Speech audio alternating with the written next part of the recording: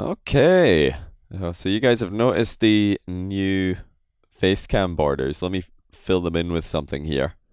We got this guy, Oh, I did it. an Oh, it empty was actually room. almost perfectly It was timed. quite good, and then an empty chair, and then me. It does look like a face with a helmet. I mean, I think that's what Shogun's actual logo is. Just a face with a helmet, right? No, What it's is it? just how I am. Nah, mate, it's like a proper samurai guy or whatever they're called. Is that not where the Shoguns came from? Yes, Yeah, yes. I knew that. I, Didn't I realize. want a history of Johnny Boy stream. I don't think that would be a good idea. Yeah, Twitch chat. We will come back to you at the end of this for Q&A. So save your questions till then. You can talk amongst yourselves for the duration. You can all spam lol because we're hilarious. But that's enough. Enough prelude. Let's get this one started. Welcome everybody to week 3 of the Podcasters Podcast, the greatest RLCS weekly podcast, looking at everything related to RLCS except OCE because there's just too much of a time difference there and too many games to watch. If you want to see OCE content, then just tweet at all of the OCE players and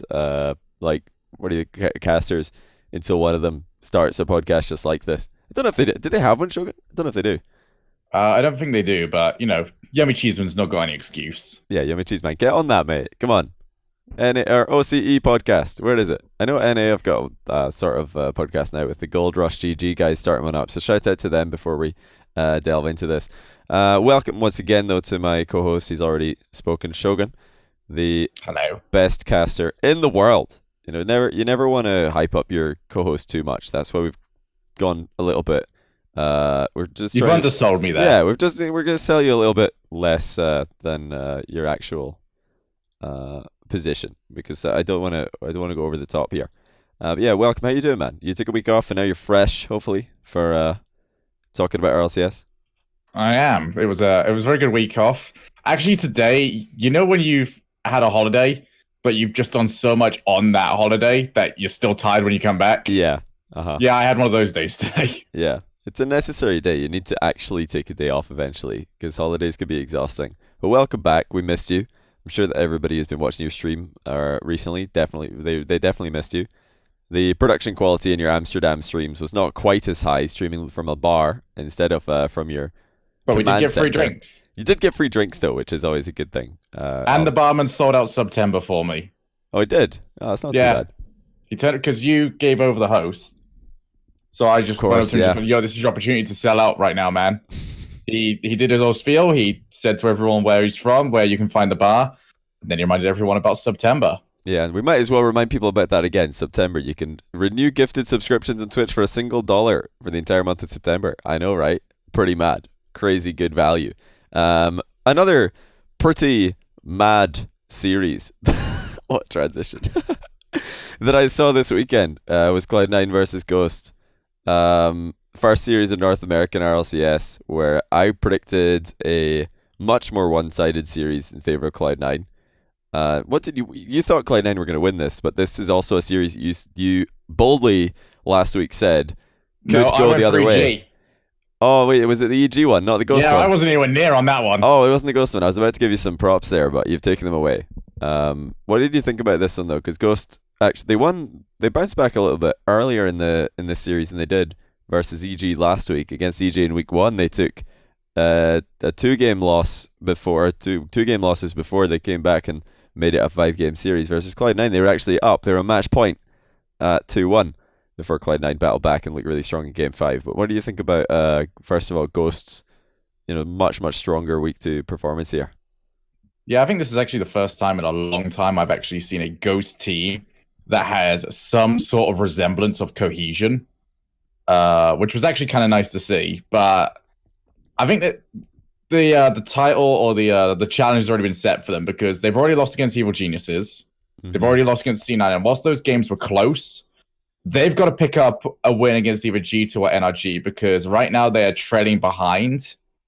And I need to see a win against one of those top 4 before I can really say, all right, you guys are ready to go. But even then, they kind of collapsed in that game 5. I was so hyped to see something, and they just sort of fell apart.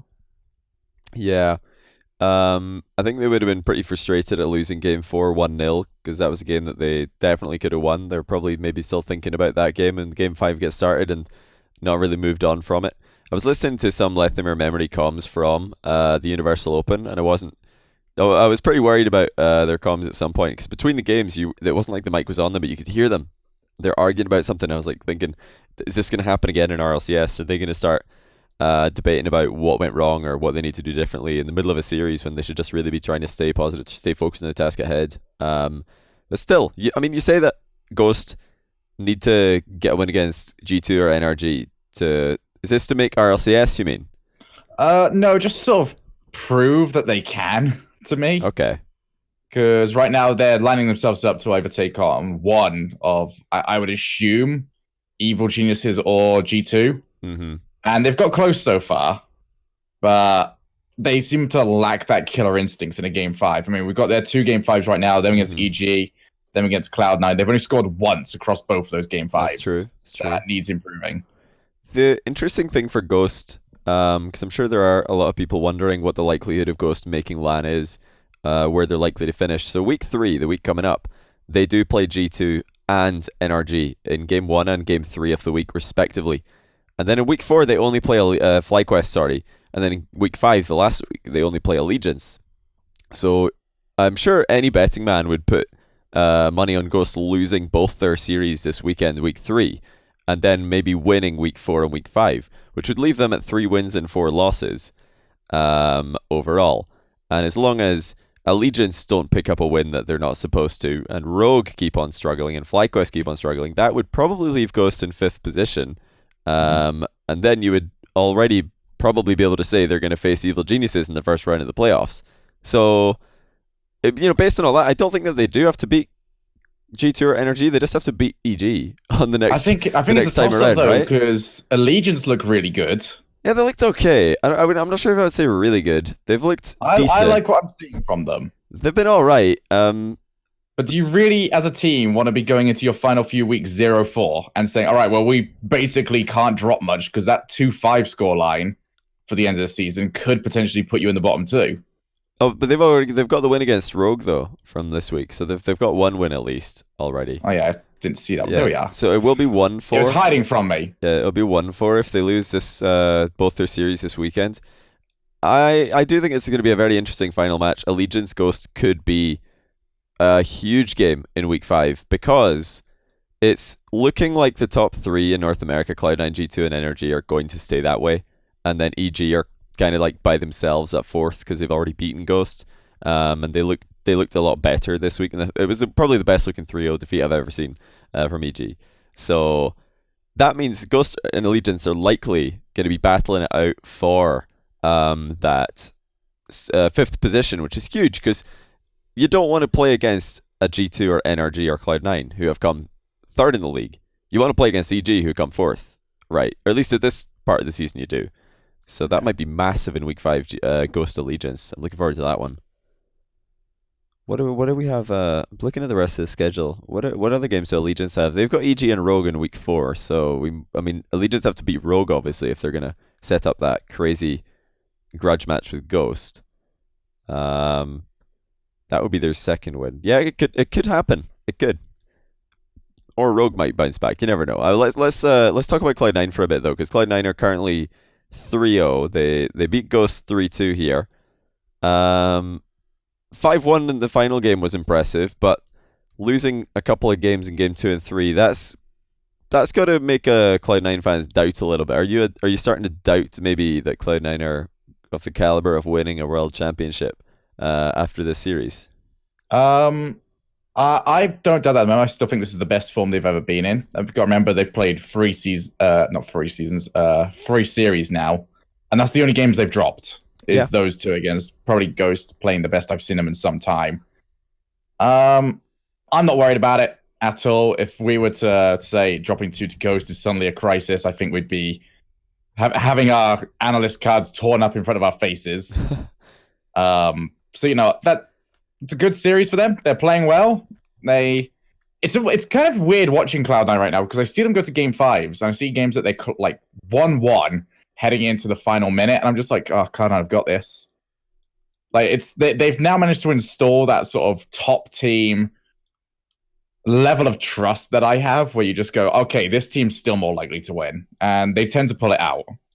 Their passing was the one thing I was worried about, though. I don't know if you had much chance to watch. They are still a little predictable, which was their main issue last season as well. Yeah, well, versus Ghost, I was watching that one while streaming, and I was trying to pay as much attention as possible, but it didn't seem like they were trying to pass the ball against Ghost until game 5, and then they actually started going for their classic infield passes a lot. But Cloud9 need to keep passing that ball. That's what they're strong at. That's why they've been playing so well recently in North America. And I think they might have gone into that series against Ghost and thought, we're just better than these guys. We're across the board. We are the 3 best players in this lobby. Let's just, ball chase and win. Let's just beat them to the ball and win them mechanics. They've got to be careful about that, because that sort of strategy can cause road bumps against teams like Ghost, against maybe teams like Chiefs if they run into the World Championships, against like a dangerous Mouse if they can make it from EU. You don't want to be going in and thinking, we're just better than these guys.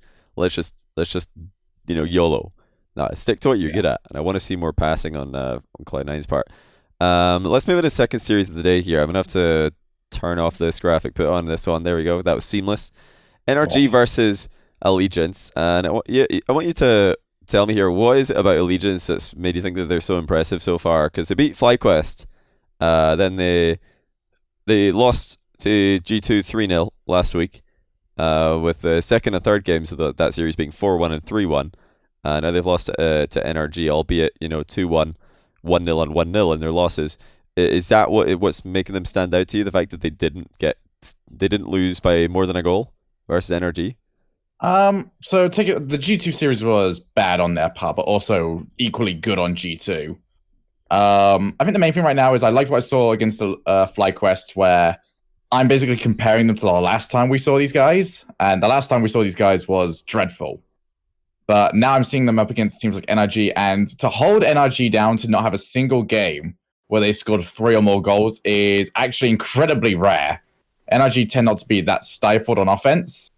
So the defense is really solid right now in Allegiance. I've not really got too many problems with that. It's just finding that offensive cohesion. They have a tendency of trying to solo carry across the field. That is the one thing I want to get rid of them. But apart from that, I like their rotation. I feel like I don't think they're a shoo-in, but I feel like they are one of the teams that could definitely steal a LAN spot. Yeah, it's possible. I think it's all about getting that 5th spot in the leaderboard. If the top 4 in NA finishes off like we expect it will, with Cloud9, G2, and NRG taking the top 3 in some order, and then EG in 4th, you want to finish 5th if you're in the bottom 4, because that way you play Evil Geniuses and not one of the top 3 in North America. If Allegiance want to sneak in there, they need to beat Rogue in week 4, and they need to beat Ghost in week 5. That's their road to LAN right now, is beat Rogue. That win in week 4 last week against FlyQuest is starting to look more and more massive. Oh yeah, that's a huge win, because beat FlyQuest, beat a struggling Rogue, and then steal a series against Ghost to they're looking okay right now.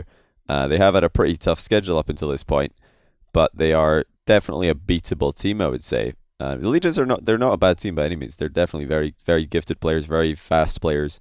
It'll all be about confidence for them. You got to remember, these teams are still relatively new. It's your second time in RLCS. They were in RLCS season 4 before dipping down to RLRS for a season, but they're still extremely new players. Seabass, Lucian, and Ty Not Tyler. Credit to them for staying together, though. Not many people would have expected that. You get relegated, stick together, come back up.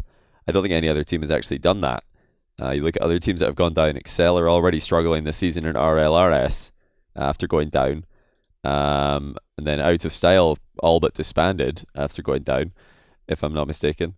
It's an interesting one. NRG though, and this is the reason that I would say Allegiance are not yet a threat, or not a huge threat, is because NRG are not looking like themselves.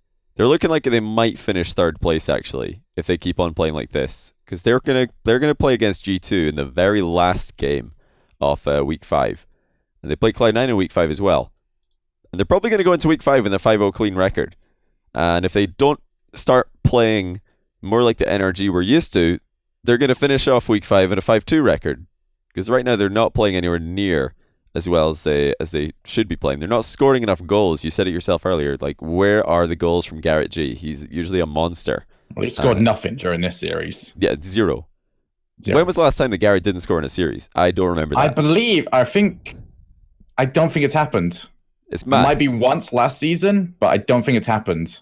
Yeah, Garrett needs to step up. I mean, usually if you go, like, I know they've changed the way that score per game works, but score per game is still, out of all of the stats, the basic stats at least, the best one for trying to see how well players are doing. And if you go to OctaneGG and stack North America's RLCS players in terms of score per game, Garrett's way down the list. He's below 2 members of Allegiance, 2 members of FlyQuest, the entire G2 roster, Squishy Gimmick, Justin, and Chicago. He's behind a lot of players. Usually Garrett would be top 2, top 3. And that's Garrett. Since season 1 we're talking about. He's been that good for that long. It's definitely a bit of a dip for him. Do you know why that is at all? Have you been noticing anything in particular? No, this is the first time I've seen Garrett inconsistent in my entire time watching his career. So it's an interesting watch. I don't think he's been through this before, but it's going to be interesting to see how he bounces back. Thankfully, his team's, picking up the slack very well. Yeah. And that's kind of... Oh, Justin is amazing right now. Justin's incredible right now. It's good to see Fireburner playing well. Justin he's definitely in the conversation for best player in the world. He might actually be the best player in the world. I think there's an argument for it. Justin, I mean, the other, you've got like Squishy after the recent LAN win, maybe in the conversation, and then obviously the entire Dignitas roster. But we're gonna get to them. It'll be the weekly Shogun praise of Dignitas.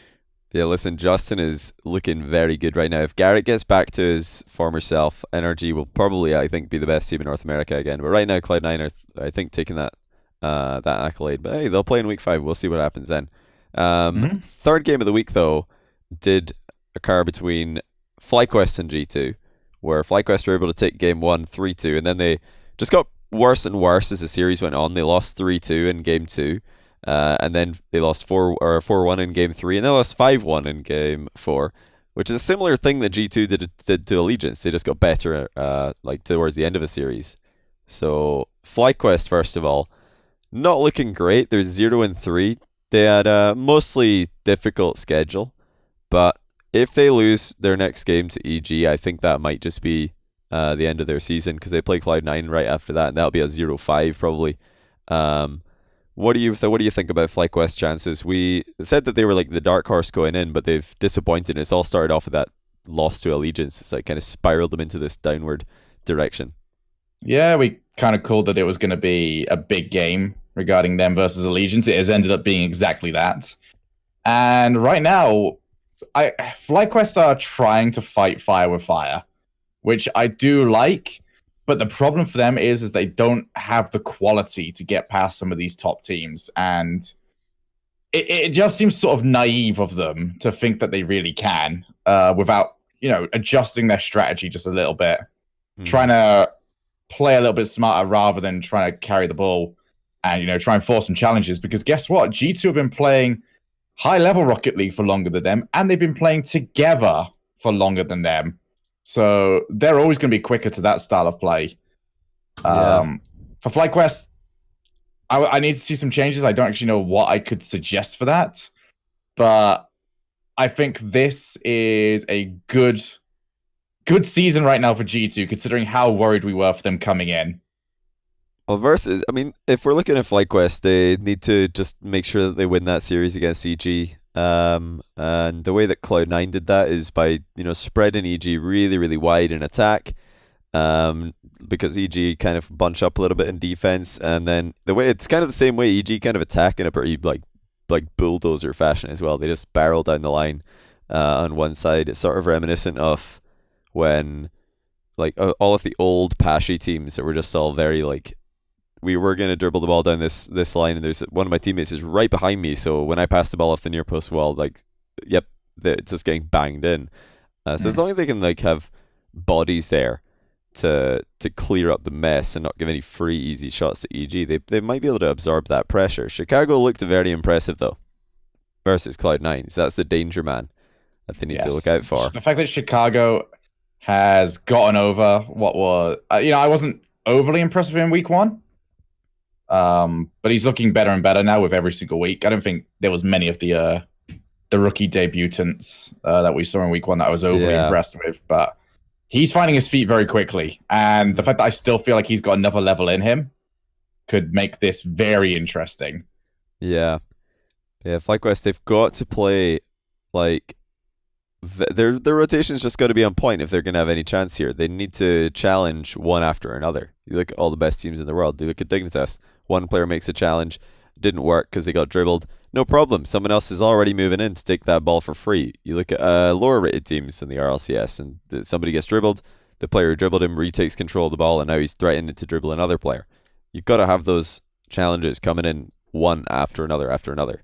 If we can see that, maybe FlyQuest can start to put a challenge in. It's such an interesting league though, because you're looking at the league and the format tells you, oh yeah, just make top 6 and you're in the playoffs. But no, you don't want to do that. You need to make top 5. You don't want to go against G2 Energy or Cloud9 in the playoffs. You don't want to do that. It's not going to be a good day for you unless you catch G2 sleeping and beat them with a keyboard and mouse player, which has not happened for a few seasons now. I think it's just it's a must-win game versus EG for FlyQuest. All because they lost that week 1 game to Allegiance, which game is a surprise to me, surprise to most people, but man, how the tables have turned. Allegiance and FlyQuest have played the exact same teams, by the way, after these 2 weeks. They both lost to Energy and G2 in opposite weeks, and we could be talking about FlyQuest being 1 win right now, challenging Ghost for that number 5 spot, but no, it's actually Allegiance who have managed to do that. Yeah, G2 looking pretty good, I would say. This is the best G2 I've looked in quite a long time. It's quite funny actually. JNaps is banging in goals. Like Rizzo has really stepped up in week 2. I know a lot of people took him out of their fantasy team after week 1 and then they regretted it because he really, really did well in week 2. And Kronovi's looking like he's rotating, which is great. He's looking on point. G2 fans can rejoice. I don't think they've looked better since they won E-League. Personally, what do you think about G2 right now, Shogun? I think G2 got a little bit overhyped coming into the Season 5 World Championships purely because they did kind of come out of nowhere to win the regionals. I think we were all expecting a C9 versus NRG regional finals. So I think they got a little bit overhyped coming in, but I think E-League's the best example of how they're playing right now. I think a lot of teams were very worried about them going into that tournament. They sort of proved why. And right now, they're looking clean. They never look good when they rely upon 1 or 2 players. They need the entire team functioning. Very true. Even if you say, oh, we'll take JNaps plus 1 extra, it's still not good enough. Especially if they want to have a chance against an NRG or a C9. Heck, even Evil Geniuses could probably catch them if they don't have the entire team firing. So the fact that they've got their players firing well, and the fact that it seems like JNaps is refinding form, that's great news for them. Also, beep, Triple Trouble versus Savage update. Is it over now? Game 5. Going to game 5. Wow, so RLRS really showing up big today. That's interesting because the last 2 times that those guys played, I know Triple Trouble beat Savage 3-0 the last time they played. Before that, Savage 3-0 Triple Trouble. So, game 5 finally. Close game. Yeah. We'll keep you guys updated on that live. Obviously, if you're listening to this after the fact, that series will be over. You can check out the results at the Wikipedia page for the rival series in Europe. But yeah, in the meantime, I wanted to ask you 2 questions regarding G2 Shogun. First one, they've got Ghost game 1 in week 3. How do you see that going? Play like this, I think G2 have it, but I'd give that a 70-30. Okay. To Ghost. Not to Ghost, to G2. G2. Okay, that's fair. That'll be a huge statement game for G2 because if they can just throw away Ghost, dispatch at them quickly, unlike AG and Cloud9, then that could be a pretty big statement for them. Like trying to not just be a top 2 team, but maybe even challenge as a number 1 team. But I wanted to ask you one other question, and that's right now we're going to talk about this obviously in every other podcast up until this point. But NRG G2 last game of week 5. Assuming that they both lose to Cloud9, because that's the most likely outcome. Because Cloud9 have looked really good up until now, and they did win everything in the off season. Who takes that right now, G2 or NRG, to lock in that LAN spot with a single victory? Based on current form, G2. Yeah, I can see that as well. I think but I don't think wrong. they'll be in current form, either team. You don't think either of them will be in current form? I think for G2, the only way is either to plateau or to go down a little bit. I think NRG can only get better. Okay. I would agree with you. Current form G2 will win this, but I would be very surprised if by the time that series comes around, Garrett G isn't playing significantly better. That's what I expect to happen. We're going to go back to more Ghost discussion, though, because Game 4 was a return of Ghost versus Rogue. And it didn't start as well as Ghosts, or it didn't start well at all. None of Ghost's series have started with a win. They've lost Game 1 in every single series that they played. They lost to Rogue in Game 1, lost to Rogue in Game 2, and then they won 1-0, 2-1, and 1-0 to take the series in a reverse sweep. So the outcome that everybody most people expected, I think I got this prediction bang on the nose, the 3-2. But I didn't think it was going to be a reverse sweep. First of all, Ghosts get their win. Not as clean as they would have wanted, but what did you think of this series from a Ghost standpoint? So, I want to talk to you about from my standpoint very quickly, because I was at the bar during this one. Oh yeah, of course. And I see Rogue, they've gone 2-0 up in series. They've only conceded 1 goal in those first 2 games, and I'm just like, okay, I can stop paying attention for the time being and just enjoy my night a little bit. And then about 20 minutes later, I look up again and just go, these guys are still playing? What is going on here? Why are they? And then we get like the last few minutes goal of Ghost beating Rogue. So for Ghost, I think this is a must win for them. I think Rogue are a team that I think most teams are going to be looking at the moment as a team that they should be beating, especially if they want a chance at that top 6. I think Ghosts are doing well. They're taking a lot of teams to Game 5. They're definitely the most middling team in North America, which is both good and bad because we don't know which way they're going to go. Yeah, it has always been like that since they dropped out of the very top tier, where they had a good season. Well, at least in league play they had a good season. Then it all fell apart going to LAN. Yeah, oh man alive, I don't know what to say about this series. I kind of like when I saw Rogue starting so well, I was like, oh, okay, cool. They are actually going to be they're going to be a contender here, and then it just fell to pieces. Feels bad for Rogue. Let's look at what they've got coming next. Oh, they're playing against G2 in week 3. Well, that's going to be fun. And then week 4, they've got an absolute must-win against Allegiance. Like if they lose that, season is over for Rogue. That is just a GG. They also play NRG in week 4, so you don't want to lose that one as well. It's a tough one for Rogue. They really needed to win this, I think, to put themselves in a good position. And when I say good position, I mean finishing 5th. Gonna keep saying this. You need to finish 5th. Just wait until the end of the season. I bet the team that finishes 6th is going to qualify for LAN now, just because. Oh yeah, now that I've said it. Just go for it, delete all the videos. Yeah, now that I've said it. But hey, Joro actually looked a bit cleaner this week, and more importantly, I think Sizz had a much better week, compared to the Cloud9 series where he was just he was a complete shambles. So that's a promising thing for Rogue. I think obviously for Ghost they won a series, so onwards. I wouldn't say onwards and upwards, but certainly onwards they go.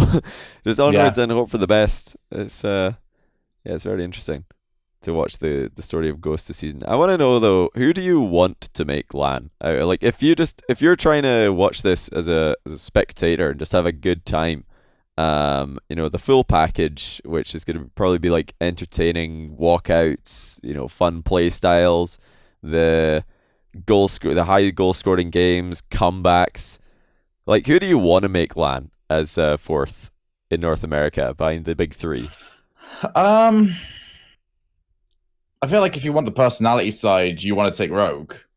Yeah. I think that's a fairly obvious one, but I don't know. I kind of like Evil Geniuses in that spot because I feel like they're the better team and they trash talk. They managed to make what should have been a very boring day 1 Mm. at the London LAN actually interesting because everyone was sat there just going, man, I shouldn't care less about watching Chiefs versus Evil Geniuses, but I really want to see who gets bragging rights. Yeah, that's true. So I would take Evil Geniuses going every day. But they've lost Chrome now, so it could be like significantly less trash talk because I don't even know. Does Chicago trash talk? I'm sure we can get him to. I don't know if I've ever seen. I don't know if he talks any trash at all. Maybe he does. Maybe he could. I'm about to play the Game of Thrones to start getting these guys to start being interesting. Yeah, like bring it on. Get me in the ear of Cloud9. I will have a swear-riddled just tirade over the European scene video out by the end of the week. Aye, that would be interesting. Here, I reckon, like, Ghost, as much as their story this season is interesting, like, the best of fives that are going to game 5, that's usually a good thing. Like, Ghost have played 3 series, every single one of them has gone to game 5. They've all been kind of boring. Like, this is just me, not watching as a Rocket League analyst, not watching as a caster, not watching as a fan of either of any of these teams. Just as someone who wants to see good Rocket League, the games have been really, really boring. Like, I don't know how, but the way the Ghosts play, they just sit back and, like, they try and not concede, and then score, like, a really poo counter-attack goal. And I know there's more to them than that. They do sometimes get some nice shots and some like really nice solo plays and so. Oh, that was a good pass. Every now and. But overall, I don't know. Come on, Ghost, give us something. Are you telling me that right now that you were not excited about the possibility of a 3-0 series last week with 3 goals scored? It is just dire. This is not a stats man right here. It is not Rocket League. That's what it is. I mean, I don't feel like you are in a position to tell us what is or is not Rocket League. No, you're the man who's going to call what is Rocket League. I'm the one who's going to say what's not Rocket League. That's going to be my that's going to be my catchphrase from now on. I'm just going to be casting. So this is not Rocket League. You know how Wavepunk's little catchphrase is stand up, sit up, what is it? Get up and get loud is his thing? Oh, I don't know. I've heard it too many times. Say it all the time. So I took my version of it as sit down and shut up. Yeah, sit down and shut up. So this is yours. This isn't Rocket League, indeed. That's going to be my catchphrase from now on. This isn't Rocket League. Sit down and shut up. Don't want to hear any noise from you. Like, that'll probably be more applicable to the American crowd. Come on, boys. Gotta step it up in Vegas. Gotta be loud. It's going to be a big arena, hopefully. But yeah, that went on a bit of a tangent. Yeah, I do think Rogue or Ghost's gameplay or series are really boring. So I want to see either better play from them or a different team making LAN. E.g., I've had some moments like Chicago's look really good. The Allegiance series are absolutely amazing. Like every series they play is like, oh my goodness, anything could happen. But it's mostly been them conceding. But it's been good games. I want to inform you now that Ghost have not had a single game so far this season that has had 5 goals. Yeah, see, they have more goals, 4, and they've done that once. Goodness sake! Come on, one 4-goal game. We need a 7-0, just a demolition. But yeah, I think Rogue would be a pretty fun team at LAN for personality, but gameplay quality. I just wanted to say Allegiance. Listen, their games are pretty nuts. That game 5, fantastic. With Allegiance FlyQuest. Let's get Allegiance to LAN, boys, and then we'll maybe even get like some of the Sunless Can and Flump videos because they're like Allegiance people. Maybe they'll make cool videos about it. Yeah, Allegiance for LAN. From a fan perspective, just saying it now. It's going to be the best thing ever. But let's talk about Cloud9 EG. Last game of North America, it was 3-0 to Cloud9, but EG played quite well. It doesn't sound like that makes sense, but try and make sense of that, Shogun.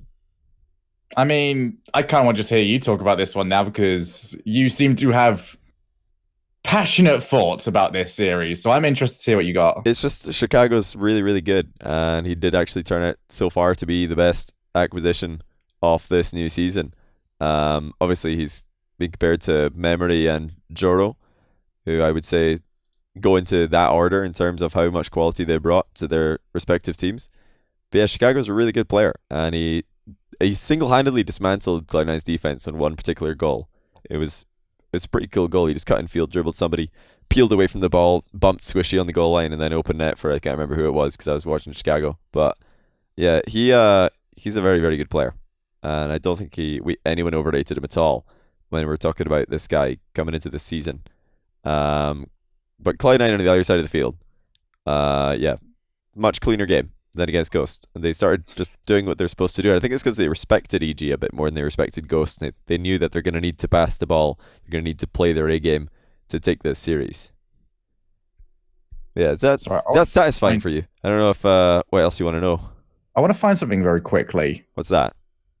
Because when was the last time? Oh, okay, it was last season. Okay, well, this isn't as interesting as I was hoping it would be. So I was trying to look when the last time Cloud9 actually lost to a non-top 4 team. And it was the last week of last season. So that wasn't as fun as I was hoping it was going to be. Who was it that they lost to? CLG. But to be fair, I think lost to CLG. They got swept. What on earth? They did. Yeah, that was mad. I think across their entire RLCS career, that is the only time that they have been beat by a non-top 4 team. I'm just going to go back to season 4 quickly. I think it was because they lost to. Well, they only lost one. Yeah, because they only lost once in season 4, and that was to G2. Yeah. So a solid team. If you want a team to bet on against a non-top 4 team, apart from that one hiccup, C9 are your lads for that. Yeah, for sure. But I think they're still probably the best team in North America. They need to just stay, keep doing what they're good at, which is pass the ball. And I think they'll be fine. They're looking on. They're going to be against Allegiance next week, so I expect a win there. Then they're going to play FlyQuest first game week 4. It really is a nice season, for Cloud9. They've already got Rogue, Ghost, and EG out of the way. All the teams we thought would be in the middle of the pack, and now they've got the new boys Allegiance and FlyQuest, and then it eventually gets interesting at the end of week 4 where they play against G2, and it gets very interesting in week 5 when they play NRG. But should be a 5-0 Cloud9 going into that G2 matchup, where I also expect G2 to be 5-0 this season. Yeah, it could definitely happen. It really could, unless NRG, G2, and Cloud9 swap games in a circle. I could see it happening, but usually when you get that sort of thing happen, the more likely one is a 2-0 on somebody. Yeah. If that does happen, I think I would favor Cloud9 because they've already got a couple of 3-0s in the bag. I wouldn't be surprised if they 3-0'd Allegiance or FlyQuest or both. So, if they all go around in a circle, Cloud9 are probably going to make LAN automatically, which would be nice because I think they're looking very good. They're looking the best that we've seen from them in a couple of seasons at least. We'll talk about, we'll go back to do our predictions for next week at the end after we've done EU, but let's move on to Europe. Because we did talk about North America pretty extensively there. So first matchup for Europe, I got this one completely wrong. Flipside. I think we all got everything completely wrong this week. Flipside 3-0'd PSG, which is a little bit surprising after watching Flipside, not just their week 1 performance against Weedham Girls, where they looked completely outclassed. Even though it was close games, I think they were just definitely the worst of the 2 teams there. Their shooting was nowhere near as good as it needed to be. But luckily, they have Cuxer on their team. And in week 2, he decided to turn his shots into goals, and they won 3-0 against PSG. You watched this one in the bar as well in Amsterdam, right? Yeah, we were paying a little bit more attention. I was going to say, I bet you were watching Sunday. This one, not just not paying attention. Well, the Saturday, we were just doing whatever we wanted to do, but we wanted to make a concerted effort. Mm-hmm. The fact that Cuxer is if he can play like that every single week, my goodness, I'd be scared for everyone. He shot 1.33 goals per game for 2.33 shots per game. Yeah, it was pretty good. That is a ridiculous amount of goals, considering how few shots he gets to take. Mm-hmm. Yeah, he was very, very good. I mean, he wasn't that impressive week 1. He was probably the most impressive, or the best player on the team for Flipside, but now he's ended up getting to the top player of the of the points per week. game. Yeah, wait, actually, I'm not sure. It probably should have been. It should have been Cuxer. It should have been Cuxer. I'm not too sure. K-Dop had a very good week as well. I think it was Mummy Snow, actually. Wait, Mummy Snow got player of the week. If my memory is serving me correct, and I want to remind people, this is me trying to remember of just seeing a passing tweet whilst in a bar. So if I've got that right, I've got the best memory in the Mummy world. did. Yeah, Mummy did get it apparently. Oh, I'm fantastic. Yeah, I didn't watch until the end. I think I'd already tuned out. But what was the reason? Does anybody in chat remember what the reason for Mummy Snow getting player of the week was? There must have been some reasoning there. We'll keep talking about this series until somebody brings it up, unless nobody does. Yeah, Mummy Snow getting player of the week. That's very interesting because I watched that series and I didn't think that Mummy Snow was as outstanding as Cux was versus PSG. Maybe they're just trying to push a rookie becoming a MVP storyline. Mummy Snow, the savior of Fnatic, but all they did is beat Vitality. Everybody's doing that these days. Haha, got him. We'll talk about that series later on. By the way, we're going to come back to that. The only MVP thing I ever took super seriously on the set was the end of season one, which I think is genuinely important. Yeah, I think you can pretty much do what you want with the weekly MVP ones. If you want to build storylines, then fine by me. Yeah, it's fair enough. Obviously, everybody already knows who Cux is, so giving him MVP is not really going to give him that much more clout. Giving Mummy Snow, people might be like, okay, maybe I need to take a look at this guy, which is totally fair. And he is a very good player, and he's, I think, made Fnatic look better than they did last season. But yeah, Cux had a really good series. I know everybody's going to be thinking, oh, Johnny's just a Cux fan. He still thinks Cux is good, even though he's washed up. But no, listen, Cux actually played really, really well. And you guys need to go take a look at that series if you haven't seen it already. He's just really good at scoring goals. It's a mixture of positioning and like surprising shooting power. People never expect the shots to be so good. 3 saves per game. Mental. Just did everything. Yeah. You know, it reminded me of, to a lesser degree, it reminded me of Cux when they were playing in January over at, where was it?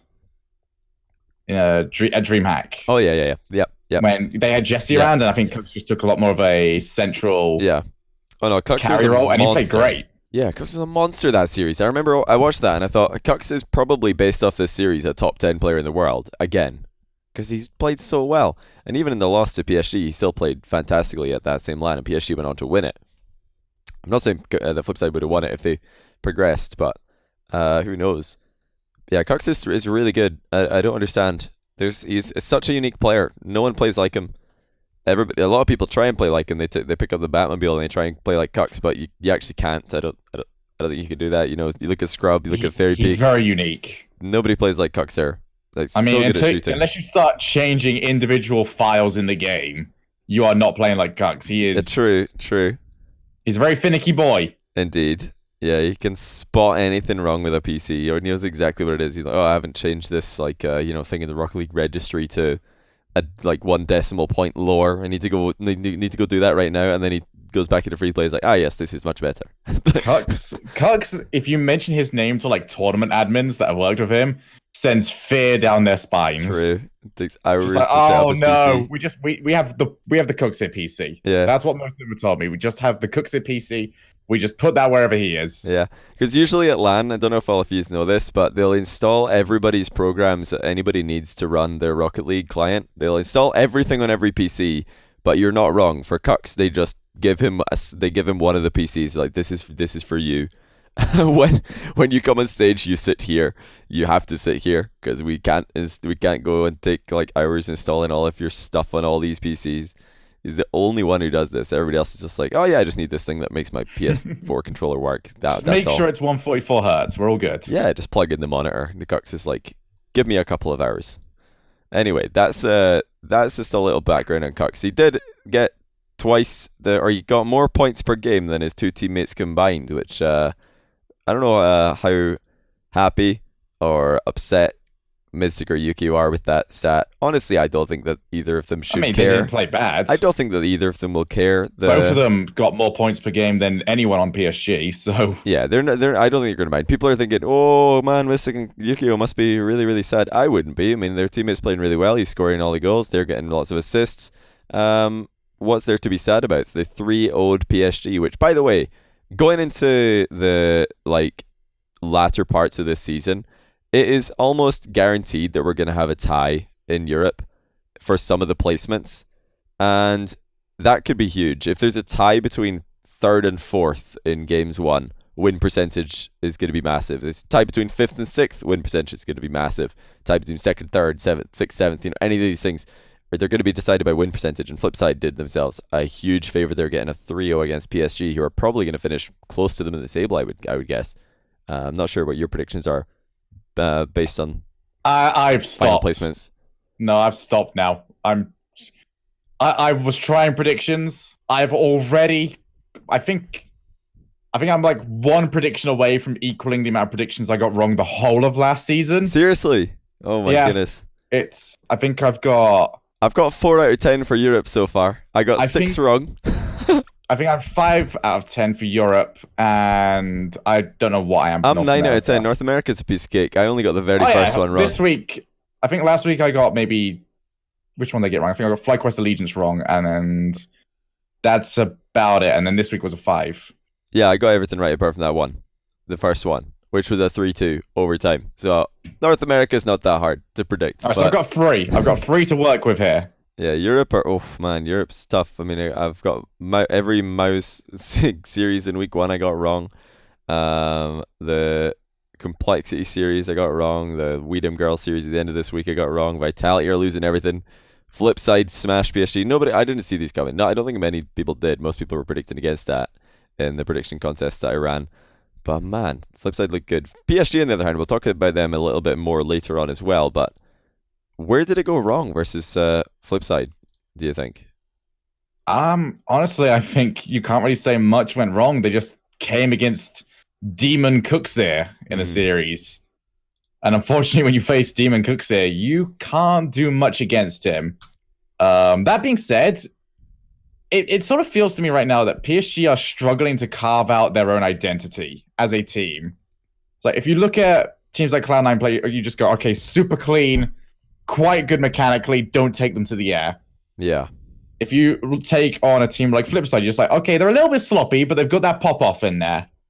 I look at PSG and I just go, they play good Rocket League, and I don't really know how to describe them outside of that. I remember, or who was it that was talking about how fast they were going to play? I remember, I think Fruity said on his stream, talking about Complexity in week 1, a series where they lost. He said that they thought Complexity were going to come in and try and play at 1,000,000 miles an hour, and they were really caught off guard by how defensive they were playing. And it took them a while to... That series was not what anyone was expecting. Yeah, it took them a while to adjust. They did adjust. They made it into a almost reverse sweep scenario before losing game 5. But I wonder, what were they thinking about Flipside? What do they expect? Have they scrimmed before? I don't know if they've had many scrims this season. I do know that scrims in Europe have not translated into RLCS results at all. But Chaussette is the one thing I want to bring up. He's not... I thought he was going to have a lot more freedom with the absence of Bluey to do more. But he's not really had that pop-off that I was expecting. Chaussette's been in the RLCS many, many times. He's carried multiple teams to victories that nobody expected. I'm thinking he was in Red Eye back in the day. He was also in Season 1 with this other weird team that I don't know how they qualified, but yeah, Chaussette's probably the reason. So he's not been anywhere near as impressive as I thought. I think Fruity for a rookie's done okay. What do you thought about Fruity overall? For a new player, he's looked pretty solid in my opinion. Maybe even the best player on the team. Fruity from week 1 has looked like he's belonged in the RLCS. He sort of sits to me in the same place that Yukio does, where I don't expect him to take over a series, but I expect he belongs, but he's not world class right now. Yeah, I agree with that. I think Fruity and Yukio are very, very similar in what they bring to the table. Just very, very fast, pretty consistent team players, and you know what you're going to get. They're both also keyboard and mouse players, so that's just another similarity there. And yeah, Farah's not scoring as many goals. He's still got the most goals per game out of anyone on the team, but he's usually no one scored during this series. Yeah, exactly. Apart from Farah. Yeah, Farah's usually the one who's going to just biff a couple in the top corner, bar down, just have that really good accuracy. But so far, that's not happened, and I don't know if that's a problem with the facilitation. Is the passing not there? Is the setup not quite there? Because it doesn't take much to set up Farah. You just stick the ball sort of in front of him near the other team's goal. That's good enough. But yeah, that's not happened so far. You can't do cleanup. You can't clean up as Farah if nobody hands you the broom, right? They've hidden they've hidden all the broom, the mop, everything. Fruity and Chaussette have thrown it out the window into a bush full of nettles, and then Farah's I can't get that. I'm not going in there, boys. It's not going to happen. So they need to get out there with a lawnmower. Okay, this analogy's getting a little bit extreme, but you know what I mean. What are they doing with their cleaning materials is the real question for PSG. But yeah, they managed to fix that pretty fast. We'll talk about them a bit more later on. We'll talk about the team that they beat later on. Right now, though, because We Dem Girls, they also started the day with a 3-0 against Complexity. This is a series I did expect this to go in We Dem Girls' favor, but this was very convincing. Very, very strong series for We Dem Girls. Bit of a grudge match, of course, with Metza getting some revenge on his old teammates a lot, and Magnus and Ignite, of course, just giving Garizi's career another knock in the wrong direction. Did you watch this one as eagerly in the esports bar as the first? This one was probably the one I was most excited for to see. It's a good series. Because I thought that whoever won this would be like the major challenger to Dignitas. I thought if We Dem Girls won this, I was just like, okay, you guys are going to be number 2 this season. And then that last game of the broadcast happened, which we'll get on to, because that was the moment that we realized Europe is Europe. Indeed. But We Dem Girls look so good up to this point with their rotation. I mean, me and you, we both said Metznaris was probably the best pickup for any team. I think so. I stand by that. Mm-hmm. Complexity really struggled to get going. They seem subdued. I thought last week was a little bit of a game plan against PSG to slow everything down, but they seem like they're lacking fright. It's almost like they're overcompensating. They had so many issues with the rotation during the off season that now we're getting to during the season, and they're trying so hard to keep things tight knit that it's actually sort of suffocating their ideas. Yeah, I could see that. You know, with Complexity, I was watching a lot stream the other day, and he was answering some questions about the series, and he didn't want to talk about it too much, which is understandable. But one of the things he did say is that he didn't have a clue. He was like, I don't know what on earth I was doing that series. The worst series I've ever played. And, you know, we hear that a lot from some pro players. They'll say, oh, yeah, it's the worst I've ever played. Don't worry, not going to happen again. But a lot did play pretty badly here compared to what we're used to seeing from him. He's currently like by far the lowest points per game average in all of Europe, which is a little bit concerning considering they won in week 1. They won their series in week 1 versus... Oh, that's not good at all. Yeah, I'm seeing it now. Yeah, he's just over 200 points per game, which even in the new points per game system is still very low. So a lot just needs to find a way to make his touches count a little bit more. He's always been very good at making very surprising touches on the ball that nobody expects.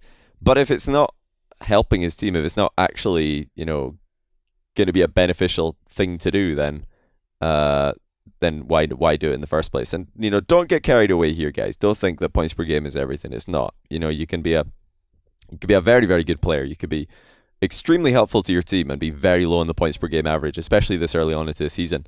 But I know a lot did say he felt he played terribly this series as well. And that combined with him just not really doing much with his possession and time on the ball, it really stands out to me as a problem for Complexity. Which this is the last series, the only series they played this week, and next week they go on to play Mouse in week 1. Which, wow, is that an interesting series, or is that an interesting series after how well Mouse have been playing recently? I am really looking forward to that one. And Complexity, funnily enough, I feel like they have to win that.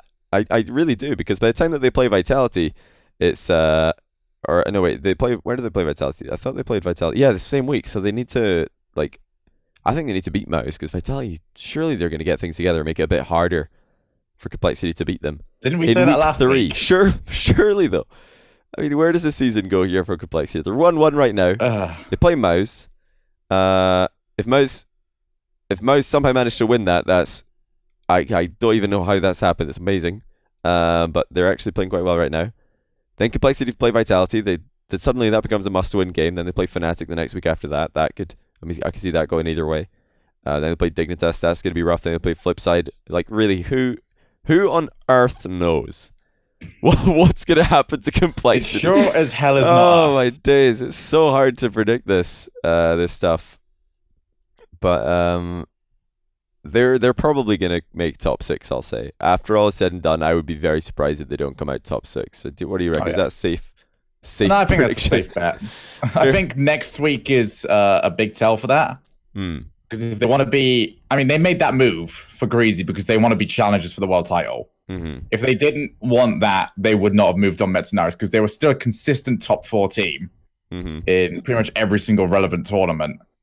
So they've made the move for Greasy to be a top team. If that has not worked and they don't even make top 6, that might go down as one of the worst roster moves of all time. True.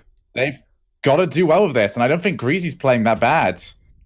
He's actually playing pretty well in my eyes, but... No, Greasy's playing very well. I think Greasy's been the best player on that team, which is not something I expected. I thought Magnus was going to take over, but Greasy's actually been very, very impressive. Yeah, could you imagine, second place at Season 4, third place at Season 5, don't even make LAN. Yeah. Oh. That is a yikes for sure. No, don't even make LAN. Don't even make playoffs. Yeah, that's true. Week 3 could end. There is a world which involves all 6 games going in a specific direction. But yeah, if Mouse beat Complexity, Vitality win both their series, Dignitas lose both their series, and Fnatic beat Weedham Girls, then Complexity are the 8th in the league, behind everybody. Before win percentage, they would be the only team with 1 win. I don't think that's going to happen, by the way, but it just shows how close Europe is, that there's like a world that, Flipside beat Dignitas last season. PSG have beaten Dignitas before. It's not completely ridiculous to suggest that Vitality could bounce back and all those results could happen. Like, the Complexity have got to be careful. They've got to be very careful. I think the week 1 was a surprising result for them, a very good result for them, beating PSG. But they're far, far, far from out of the woods yet. They really need to grab, a couple more, maybe even 3 more series wins before all is said and done. Weedham Girls, we're going to talk about them later on, because they did play again this past weekend. But let's talk about Dignitas versus Mouse. I have to ask, did you watch this one in detail yourself? Yes. So these were the 2 I was most interested in watching. I'll get into my reasons why I really enjoyed that 2 after that as well. But I had my reasons. I'm going to explain how good Dignitas are right now. Is a way of explaining how good Mouse are right now, if that makes sense. Mouse went in, they took a game off the world champions, and I don't really think for a moment I didn't actually think Dignitas were going to win. I was still fairly certain throughout the entire thing. What about overtime in Neo Tokyo, though? It's overtime game 2. At that point, you're not thinking, man. Overtime with that roster, I just go, it's over, because they've won the majority of them. Oh, yeah, they have, they're very good in the overtime. But I for a moment there, I thought, well, no way, are Mouse actually going to do this? So I think that's the good part, though, is that you can go 3-1 against Dignitas, and immediately afterwards, everyone, including myself, will turn around and just go, yo, you guys are legit. Yeah, you lost 3-1, and people are like, yeah, they played well, though. Yeah, exactly. You don't get that very often. Yeah, true. A lot of people might look at this without looking at the games and think, oh yeah, that was just a lucky week 1. Mouse caught Vitality and Fnatic sleeping, and now they've been put in their place by Dignitas. So, Dignitas lost game 1, but it's probably just them warming up. No big deal. Yeah. No, that's not how this series went at all. Mouse really did make this a difficult series. They won game 1. They went to overtime in game 2, which really could have gone either way. Then, game 3, Dignitas took over. Game 4 also went to overtime, and it was like a massive long overtime, which obviously could have gone either way. I mean, overtime's that long. Either team can have probably had multiple chances. But Mouse are legit in RLCS, that's for sure. Yeah. They are not here to go 0-7. I mean, they've already got 2 games, but they're not done. They're definitely not done. Complexity need to be careful in week 3. PSG need to be careful in week 4. Weedham Girls need to be careful in week 4. Flipside need to be careful in week 5. Like, Mouse they're just on the hunt now for the one more win that will take them into playoffs. The one thing I do want to ask you about Mouse, though, because this is the only game they played this week, is do you think that there's a world where Mouse finish top 2? That would probably be behind Dignitas if it happened, but with every other team in this EU RLCS having lost a game 2 weeks in, every other team besides Dignitas has lost a game already. Is there a world where Mouse finish top 2 here? There's a world for me right now that anyone can get into top 2. That anyone can join Dignitas in top 2. I don't see a world where Dignitas are not top 2. But I think any of the other 7 teams have the potential to join them. Yeah.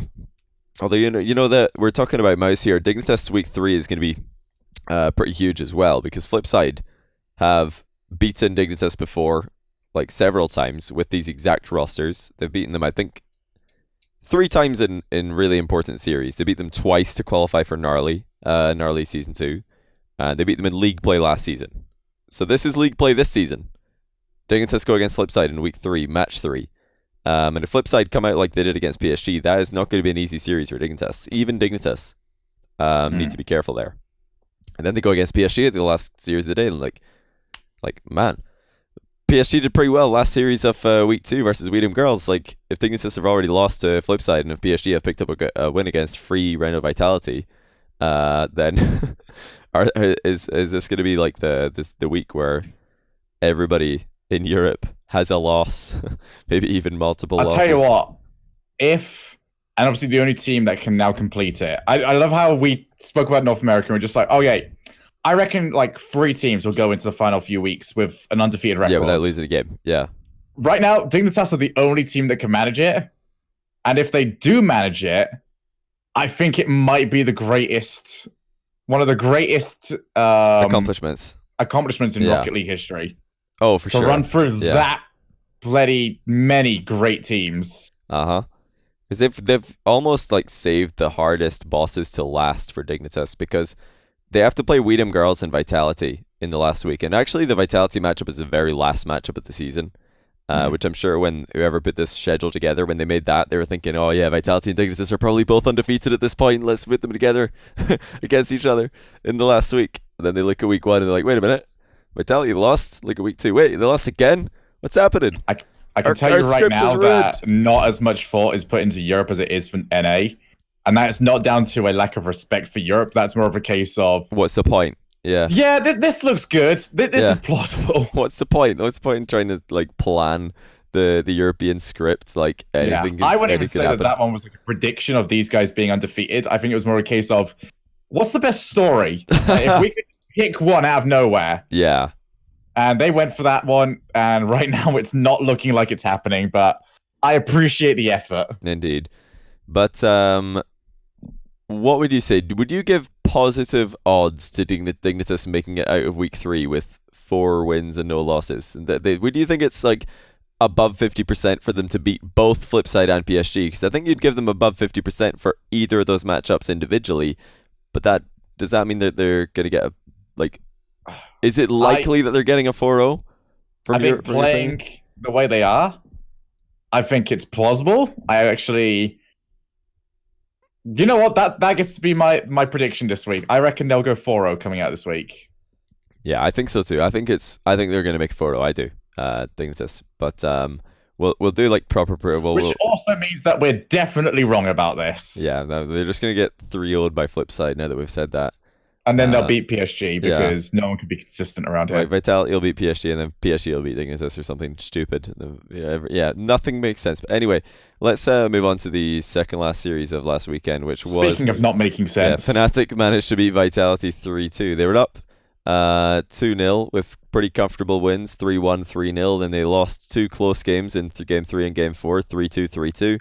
And then they won the last game 3-1, but they were 3-0 up for a while. It looked like, oh, there's a Vitality crumble. So I know a lot of people were asking, like, okay, what's wrong with Vitality? But let's start with Fnatic first of all. Mummy Snow got the MVP of the week, apparently. Do you think that he was the reason that Fnatic were able to dismantle Vitality here? Or at least get the better of them? I think he's the reason that they're playing better as a team. That isn't to me an individual effort, though. I think that's an effort across the entire team. No, just purely because Cooksier was so good. I think for me, Mummy Snow did. I agree with you there. He did actually give Fnatic the tools that they need to be a top team again. That's not by him carrying them; it's by him like blending in very well and bringing the best out of Maestro and like bringing less mistakes out of Snasky. I do think that like they've gotten a bit fortunate here with the timing of their game against Vitality, because Vitality are obviously not playing as well as people expected them to. They're not playing as well as Vitality expected to play themselves. Looking at their, at least from what I've heard, they did really well in scrims versus most teams. This is not translating to RLCS at all. However, I did hear Scrub saying on his stream that they've never beaten Fnatic in scrims, and I think by that he probably means that they've never won a series against them in scrims. So this might just be a bad matchup for Vitality for some reason. I mean, obviously this is taking the old roster into account with Freaky, but at the same time, in an actual major tournament matchup, this is including GFN Elite Series and RLCS, Fnatic have not beat Vitality ever, as far as I can find. So if that is suddenly a problem, that's a roster change problem, because that has not been a problem before here. Yeah. You know, I was watching another Alot stream, and he was chatting about Vitality, and I think he said he called out they're not scrimming enough or something, and I don't know. I'm not saying that that's true. I've not double checked this, but Alot did say that they've not scrimmed against Vitality except maybe once a month. So either Vitality are not scrimming against Complexity, or they just actually aren't scrimming as much as other teams. But that goes in line with Alot and his history about comments related to EU scrims. He's said several times that EU teams, or at least no one's taking scrims seriously enough. Teams are flaking on scrims, showing up late to scrims, not scrimming at all. And they're being, I think one of his tweets that really stuck with me is he said that all these players are making more than average salary in their countries, and they still won't take the games, they won't treat it like a job, they treat it like a hobby. So I think Alot's right there. Maybe that could be a problem for Vitality. Maybe they just overrated themselves and they didn't think that they needed to practice as much as they do. Again though, I just want to point out, I've not asked any of the players. I don't really want to ask any of the players that question. Hey guys, are you scrimming? Are you scrimming enough over there? That's the sort of information that if you actually got it, there is a problem. Oh yeah, there might be. I don't know. It could just be a lot not annoying. But yeah, we'll have to just wait and see what happens to Vitality, I guess. I mean, I know that Scrub's very driven to succeed there. He's always saying in his stream that he keeps saying 2-2 after week 3. Which, do you think that's possible? I was asking you about Dignitas and where you think their score is going to be after week 3, but Vitality, they have to play PSG and Complexity. Are they going to get a win, Shogun? A win? I would hope so. Given what I've seen so far, I feel like they've blown their 2 best opportunities for a win. Mm-hmm. Considering they've already, taken on Mouse, and whilst Mouse are playing very good, if you looked at this season on paper beforehand, you would say, all right, they're going to take on Mouse, they're going to take on Fnatic. They should win those. They now haven't. They've now got teams against them that have... I think PSG have shown glimpses of being, quite good at times. I think Complexity is still trying to find their feet. So they probably can go 1-1, but I think it's mostly down to that Complexity series. Oh, well, I mean, I was going to say it's all about the PSG series, because if Vitality lose to PSG, they're 0-3. Doesn't matter how confident you are, doesn't matter how much you believe in yourself and in your team. If you're 0-3 in week 3, after going into the season expecting to challenge for top 2, if not lock in top 2, that's a real reality check. That's backed into the corner and a half. That is a huge series for Vitality, in my opinion. So actually, I want to steal your opinion on this. What is the ending games won, games lost for second place in Europe? Oh, for second place, man alive.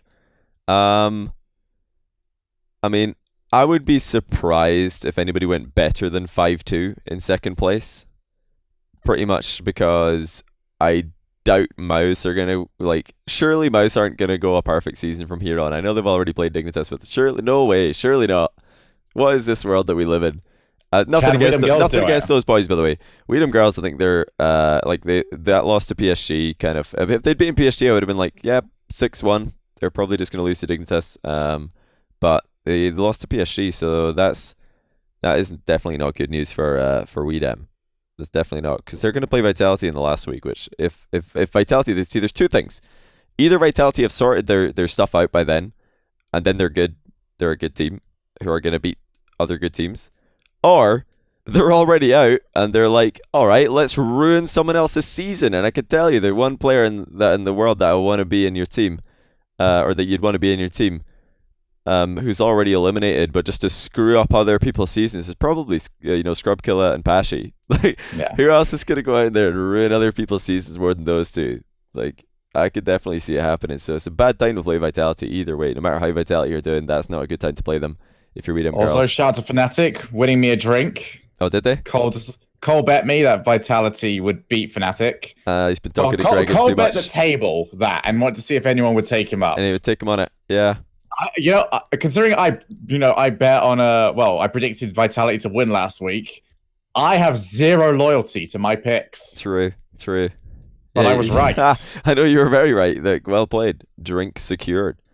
Yeah, but it's interesting for Europe to watch. Like, you look at every game, you're like, oh yeah, that's going to be a very important game. Like, literally every game in the broadcast next week is a super important game. North America, you're like, that's sort of important. Yeah, this game's probably going to be 3-0 to Cloud9.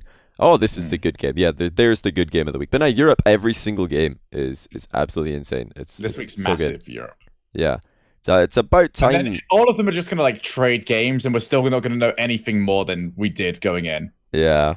I'm just saying though, like, it's about time that, Europe had its own like LAN league play. Europe's a small place. America's huge. I agree, because then I'd be able to go and work. Exactly. We could have casters like Shogun, and then people all over the world wouldn't have to mute the stream.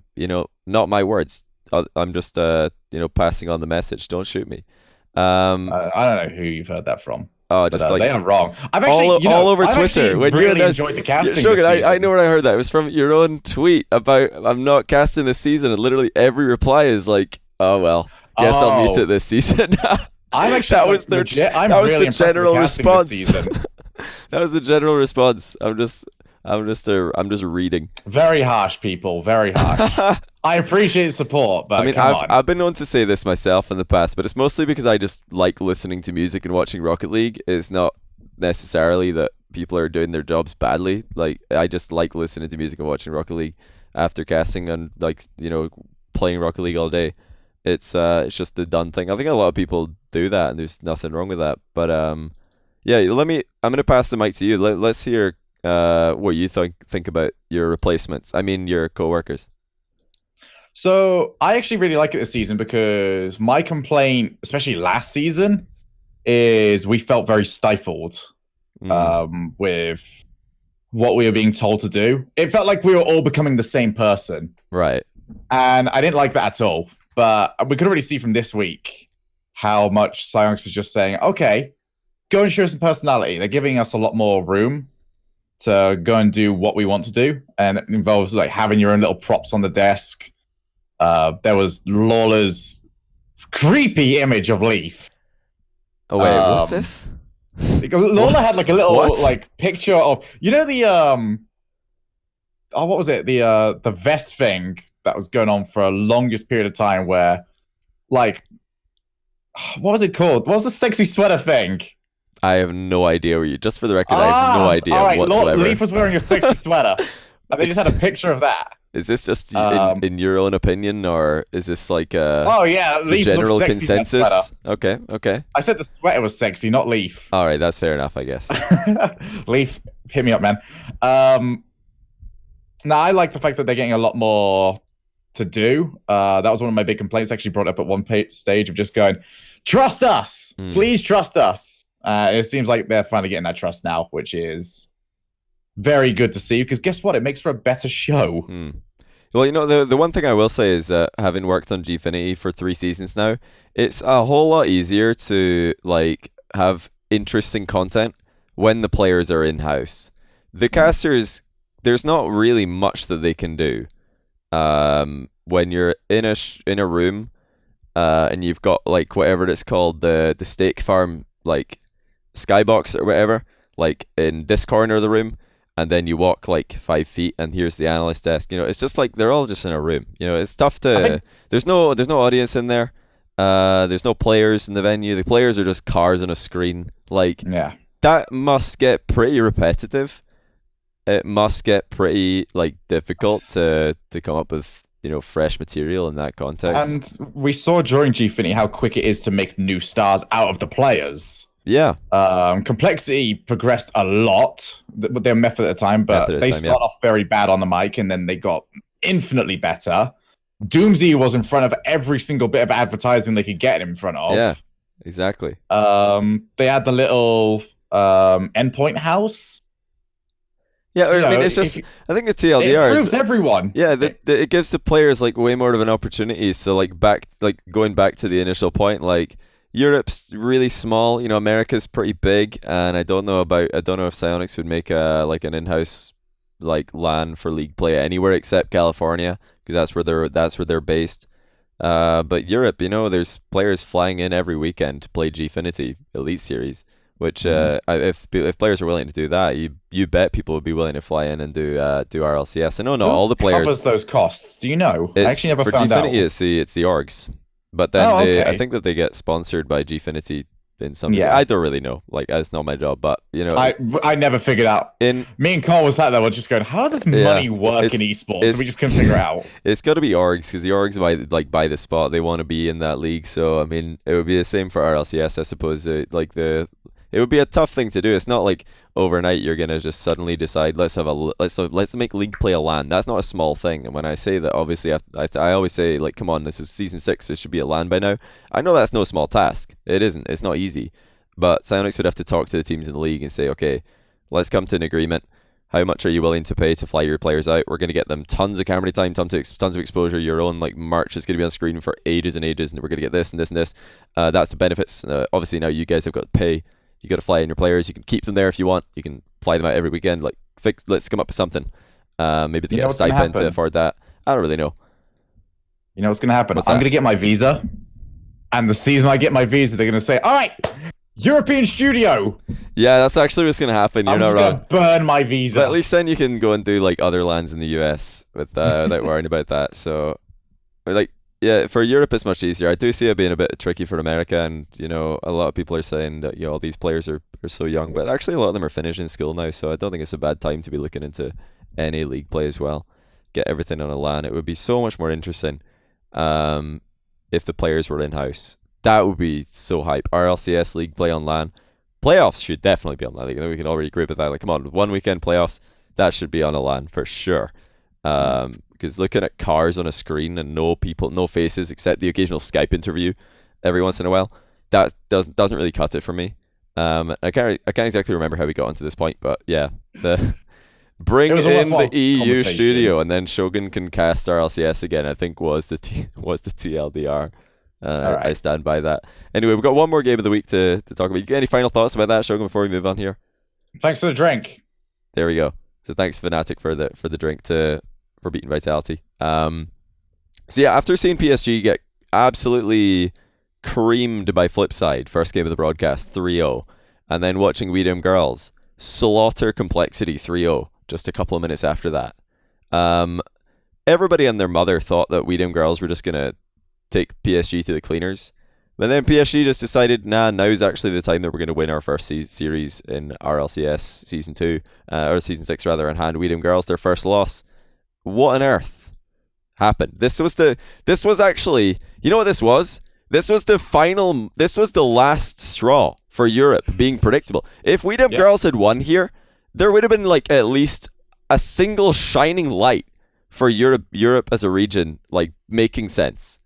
Like, all of the other lights have gone out, but Weedham Girls were the last one. They're like, yeah, we still make sense. Well, obviously we got Dignitas, but they don't count. They're not really European. They're just aliens at this point. They're by themselves in this. I mean, their logo's literally an alien. But yeah, Weedham Girls, if they'd won this, I think something would have made sense, and now nothing makes sense.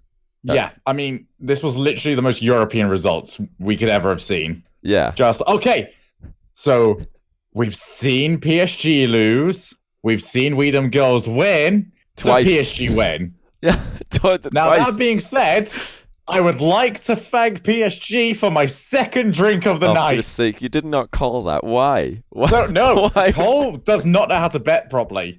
We were partway through. It was still tied up. We were partway through, and he said, all right, I will take Weedham Girls. Does anyone want to take PSG?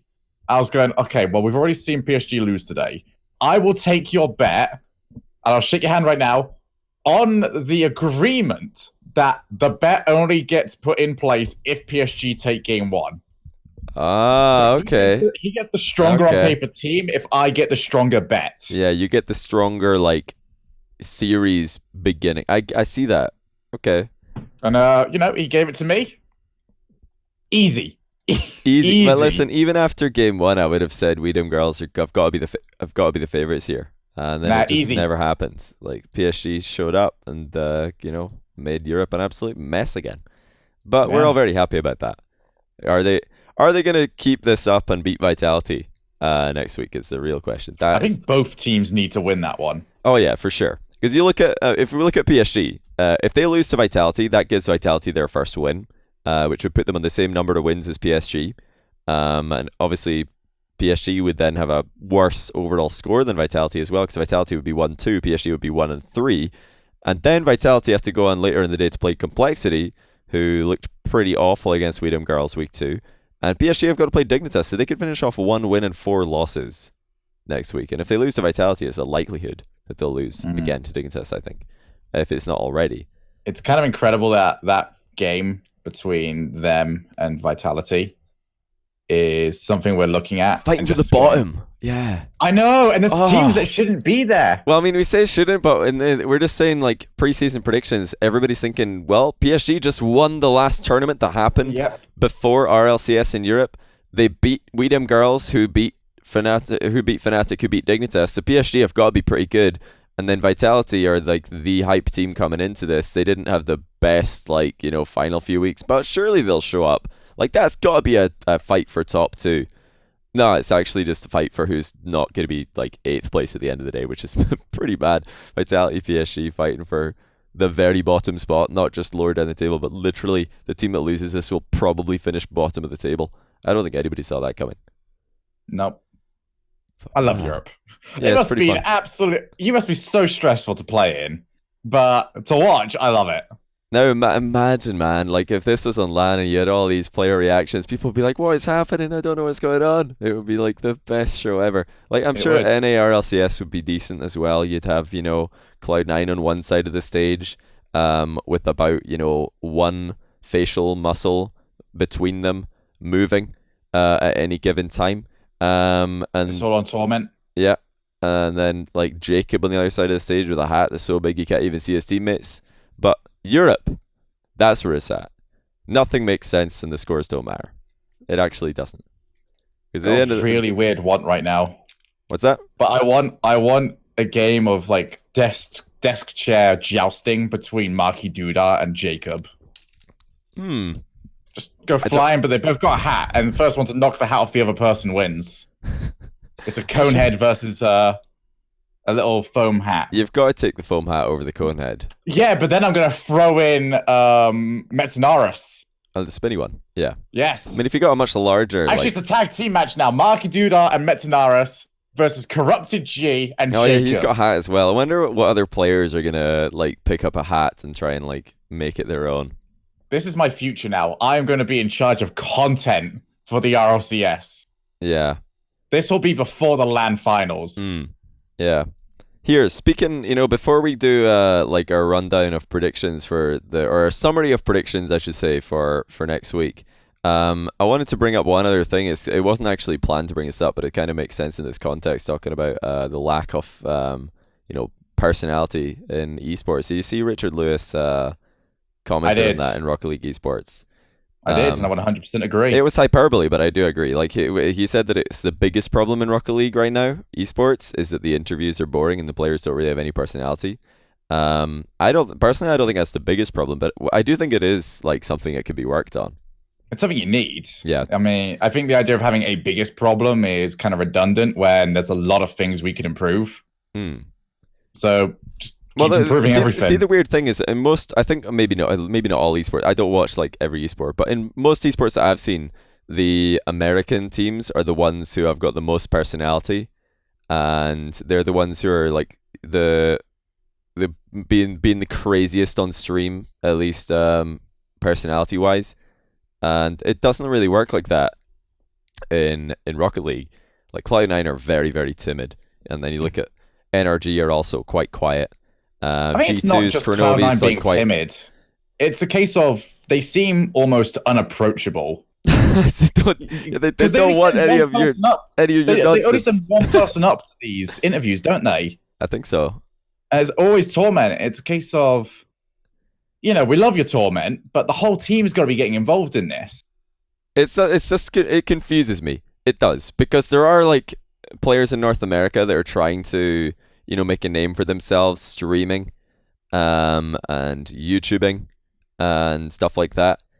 But then it's like they don't even try. When I look, I don't know if they're trying. And obviously, like it would be nice from a pro gamer perspective for the world just to fall in your lap. You just go live and then you've got 10,000 viewers, even though you've done absolutely nothing and said nothing. That would be nice. I guess that's the pro gamer dream, right? Well, at least the Rocket League pro gamer dream. They just want the no effort following. But no, you have to try. Yeah, you got to be entertaining.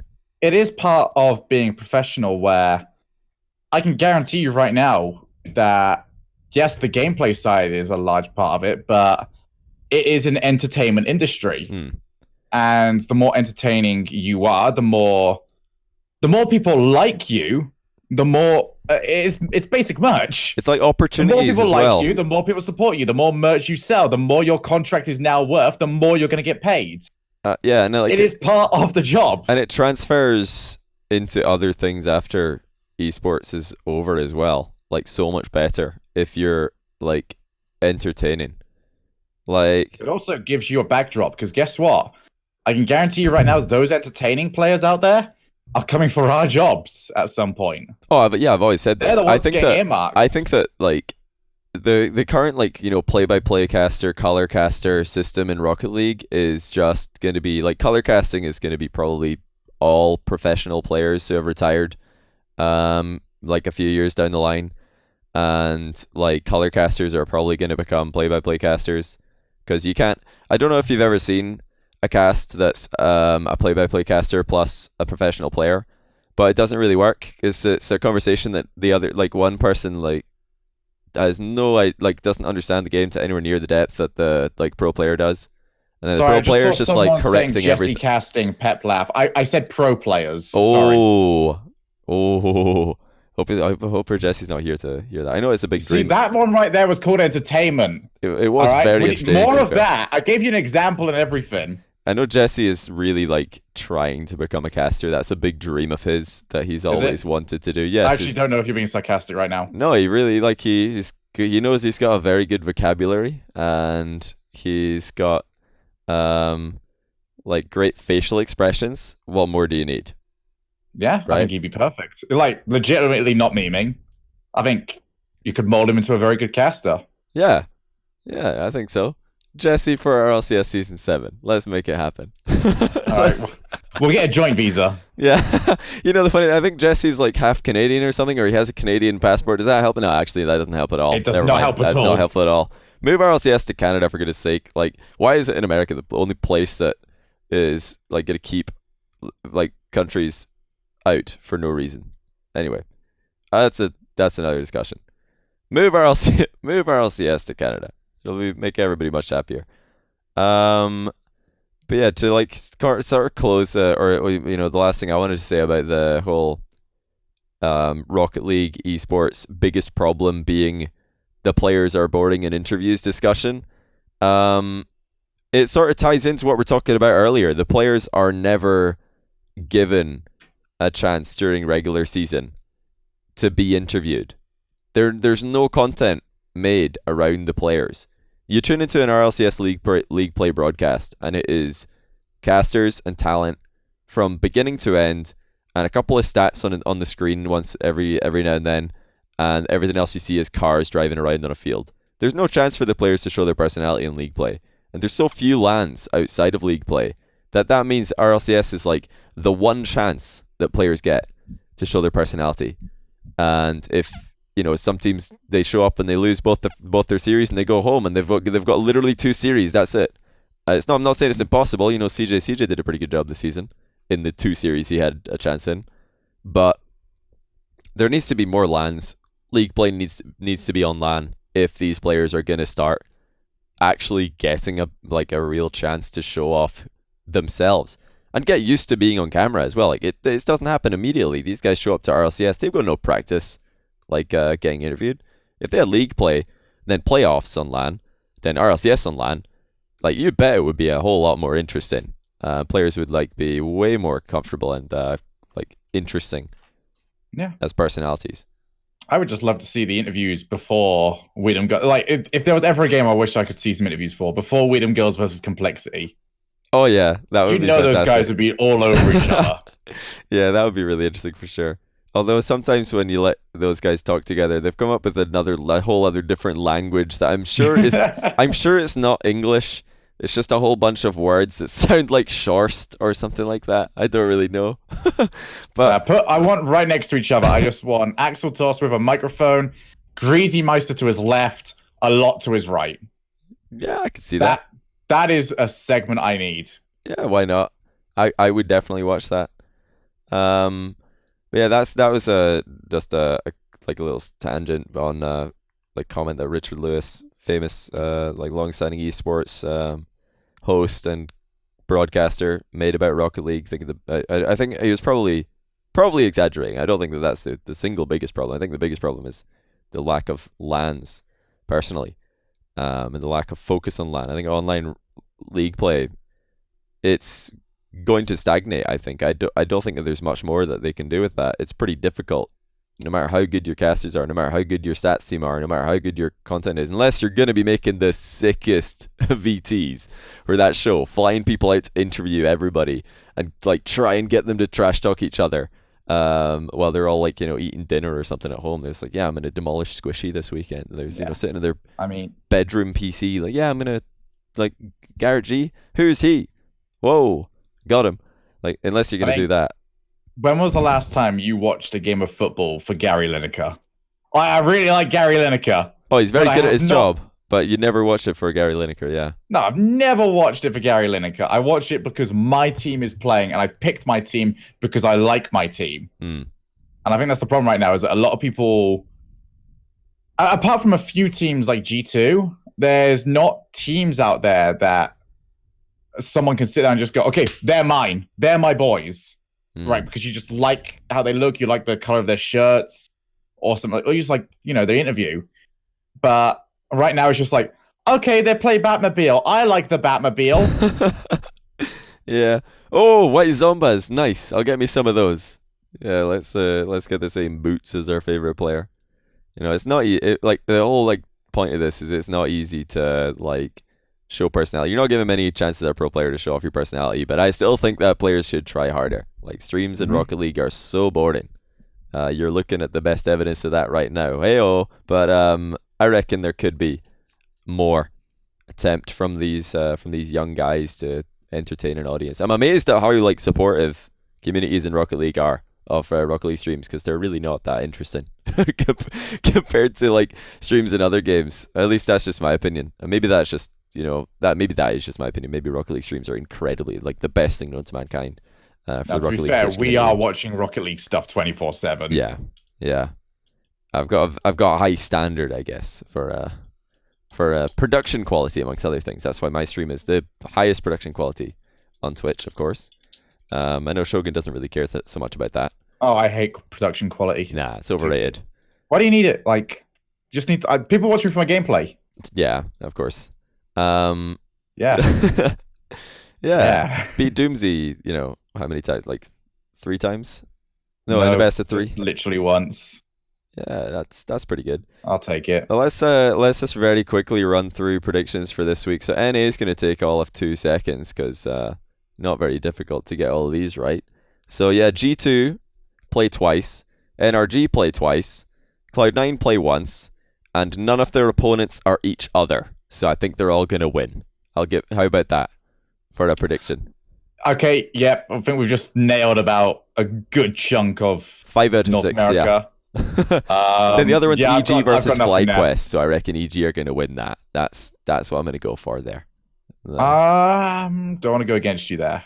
Yeah. Nah, Nah, your predictions for the not NA have been pretty decent. I'll stick with you there. So 6 out of 6 for NA. Piece of delicious cake. Okay, let's just go get everything in Europe wrong. Mouse Man, we're versus so boring at being contrarian. Mouse I versus can't pick something I don't complexity. believe in. Yeah, no, I agree. Like, I wouldn't just go against someone who, or on a prediction for lols. I would never pick something I don't believe in. All right, Mouse versus complexity. Week 3, Oh, game 1. If I had a magic 8 ball here, it might be better predicting this than I will be. I'll go complexity. Okay. So I don't think I've actually picked them once this year. So Same actually. Oh yeah, I've actually not picked them once, and they did. but win then I one haven't time. picked Mouse either. But I got to break that streak on someone. Okay, I'm gonna go for Mouse just because complexity looked a little bit all over the place. I've been impressed with Greasy, but Magnus has not been a shadow of his former self. And you could say if PSG looked better versus Flipside, you could say that okay, maybe the complexity win versus PSG was a good win, but they've not looked that great. I think like the reason that I'm saying Mouse is because of how good they looked against Dignitas. Funnily enough, like I we think talked you're about using earlier. way too much thought process for this. I've just gone Probably, yeah. You. Probably, yeah. I think it's about time to get on the Mouse hype train just before it derails. It's probably going to derail now that I'm on. I'm going to tip it. I'm going to get on, turn my head sideways, and it's going to tip the way that I'm facing. But let's move on to game 2. Vitality versus PSG. Who have you got in this one? I really wish I came in prepared. You're thinking too much, Shogun, apparently. Your own words. I'm thinking too much. Yeah, your own words, not mine. Eeny, meeny, miny, mo. PSG win. That rhymes. That was pretty horrendous. What do you mean? That's gonna be number 1. But yeah, I have to give it to PSG as well. I mean, Vitality. I've actually predicted them to win both their games so far, and they've lost both of them. So it's probably time to stop predicting that they're going to win. And PSG did beat Weedham Girls, who have looked decent. So yeah, I'll give this one to PSG. I'm saving my scoreline predictions for closer to the weekend because on Saturday I'll obviously put out that prediction contest tweet. We'll see how far wrong we can all go in that one, as per usual. All right, game 3, Dignitas Flipside. Who have you got? Dignitas. Okay. I'm going to say Dignitas as well. Just because of the 4-0 that Dignitas had the last time that these two teams played. I don't think they've played since they matched at the winners finals in Ireland. So yeah, Dignitas, they have lost to Flipside in the past 3 times with these rosters being the same. But the last time they played was a 4-0 for Dig, so I think Dig are probably going to take it. Cuxer played very well against PSG, but I don't think he's going to be afforded the same sort of like shooting percentage versus Dignitas. I just don't. We went against each other on Mouse versus Complexity. Okay, we're not 100%. Yes. Okay, we're not agreeing on everything. All right, game 4, Weedham Girls Fnatic. Who have you got? I still believe in Weedham Girls, so I got to go with them here. As much as I really like what I'm seeing from Fnatic now and how much better they seem compared to last season, I still have Weedham Girls second for this entire region. Yeah, I think Weedham Girls are going to take Fnatic. They beat them pretty comfortably preseason, right before RLCS started, and Fnatic scraped to win against Vitality, who have been appalling. So I'll give this one to Weedham Girls as well. Vitality again. Okay, Vitality versus Complexity, game 5. I'm gonna predict the house on fire at this point. I think so. With my predictions, I'm saying Vitality are 0-3. Yep. Same. Let's go all in on this then, shall we? Complexity. I think that if there's a game that is the last chance for Vitality to turn their season around, this is it. Right here. Because if they lose this, it's all over. And I've seen Fairy Peak when he's backed into a corner before. He's pretty good. I've seen Pashi when he's like backed into a corner, pretty good at making comebacks. And I know that for a fact that, everybody's still going to be doubting Scrub, thinking, nah, he's terrible. But I think he does have what it takes. And Complexity, I'm literally predicting them to lose for the 4th time this season. They didn't beat PSG, but they got smashed by Weedham Girls. I think that the playstyles here are not going to be favourable for Complexity. I just don't see it being a good matchup for them, personally. And I'm not basing this off like knowledge behind the scenes that I have. I have no idea how well these teams scrims go against other teams, but I do know that based off a lot of stream the other day that they don't scrim very often, Complexity Vitality. I don't know, I just have a feeling that Complexity shenanigans are not going to work against Vitality. So I'm going to give it just to Vitality. I think this will be a close one, though. Okay. That would mean that they're both on 1 win and 3 losses at this point in my world, which is, I don't know if how accurate that world's going to be. Would any other teams? Yeah, Fnatic would also be 1 and 3 at this point as well. So we'd have 3 teams on 1 and 3. That's Complexity, Fnatic, and Vitality if all this happens, with Flipside and PSG just ahead of them. Flipside on 1-2 and PSG on 2-2. But okay, last game of the day, Dignitas PSG. What do you think about the if this was any other team apart from PSG, I wouldn't be second guessing this. But PSG have already proven that they can just go psych at the end of a broadcast. True. So I'm a little worried, but I already said earlier on that I think Dignitas have got over a 50% chance to finish this week. 4-0. Yeah. I gotta stick with my guns here. I think they are just a whole nother level. Not only that, I think Dignitas have got the best defense in the league. PSG have got a very one-tone offense that I think will just get shut down. Yeah, I think you're right about this. I think PSG are probably going to drop this one. So that means that if things go as I expect, Dignitas will be 4-0, Weedham Girls and Mouse will be both 3-1, and then they're actually going to be a big gap, because PSG are going to have 2 wins, but they're also going to have 4 losses, I think. No, wait, they're going to have 3 losses, right? Because you've got them beating Vitality, which would be their second loss. So they're 2 and 3, which obviously they're only 1 win behind Weedham Girls and Mouse there, but they've lost 2 additional games, which is pretty damaging to their chances. And then Flipside would be 1-2, and then we've just got Vitality at the bottom, of course. It's going to be interesting though. I could definitely see a whole bunch of teams on 1 win, 3 losses at the end of this week. It could happen. Yeah. And then the real battle becomes who's getting 6th. And Flipside are just the only reason they're not in that same scoreline of 1-3 is because they've played less games. And then they're in a must-win versus Fnatic at the beginning of the next week. It's going to be really, really interesting. I've gone for the extremes for mine. I've gone for a 4-0 Dignitas and a 0-4 Vitality. Yeah. That's mad, man. If Vitality goes 0-4, there's going to be a riot. I mean, going 0-1, everybody's like, lol, you lost to Mouse. And then you go 0-2, and everybody's like, oh, hold on a second here. There might actually be a problem. 0-4, though. Who do we sub in? Who's Pashi kicking? Who's he going to kick off the team? See, I could very easily see a world where we get to that very final game. Dignitas are playing for a perfect season, and Vitality have to beat Dignitas in order to qualify for top 6. Yep. Yeah, that's I could see that world. Yeah. And I would love that match, if I'm being honest. I would love that as well. I don't know if there's anything else to talk about related to RLCS this last weekend. Apart from the weekend. Insane numbers K-Dop's putting up right now. Oh yeah, of course, K-Dop is still the best league player for Europe. 1.57 goals per game. And then his teammates 1.29 and 0.86 assists per game. Yeah, K-Dop's pretty good at league play. K-Dop is... Remember what we talked about earlier when we were saying Farah is that player where you set him up and he's going to crack it in?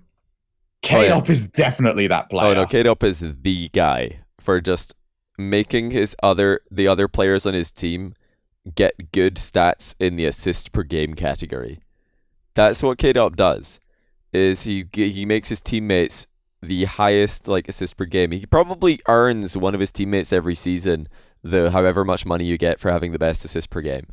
That's K-Dop. I think it's about $500. Yeah, you get $500 for having the most assists per game, and it's just because K-Dop's banged in a whole bunch of top corner shots after you missed your shot. That's how you get assister of the season. Which player from Dignitas? I think that's the essential question: is which player of Dignitas is gonna get the MVP this year? Are they gonna give it to K-Dop again? K-Dop again? I can see it.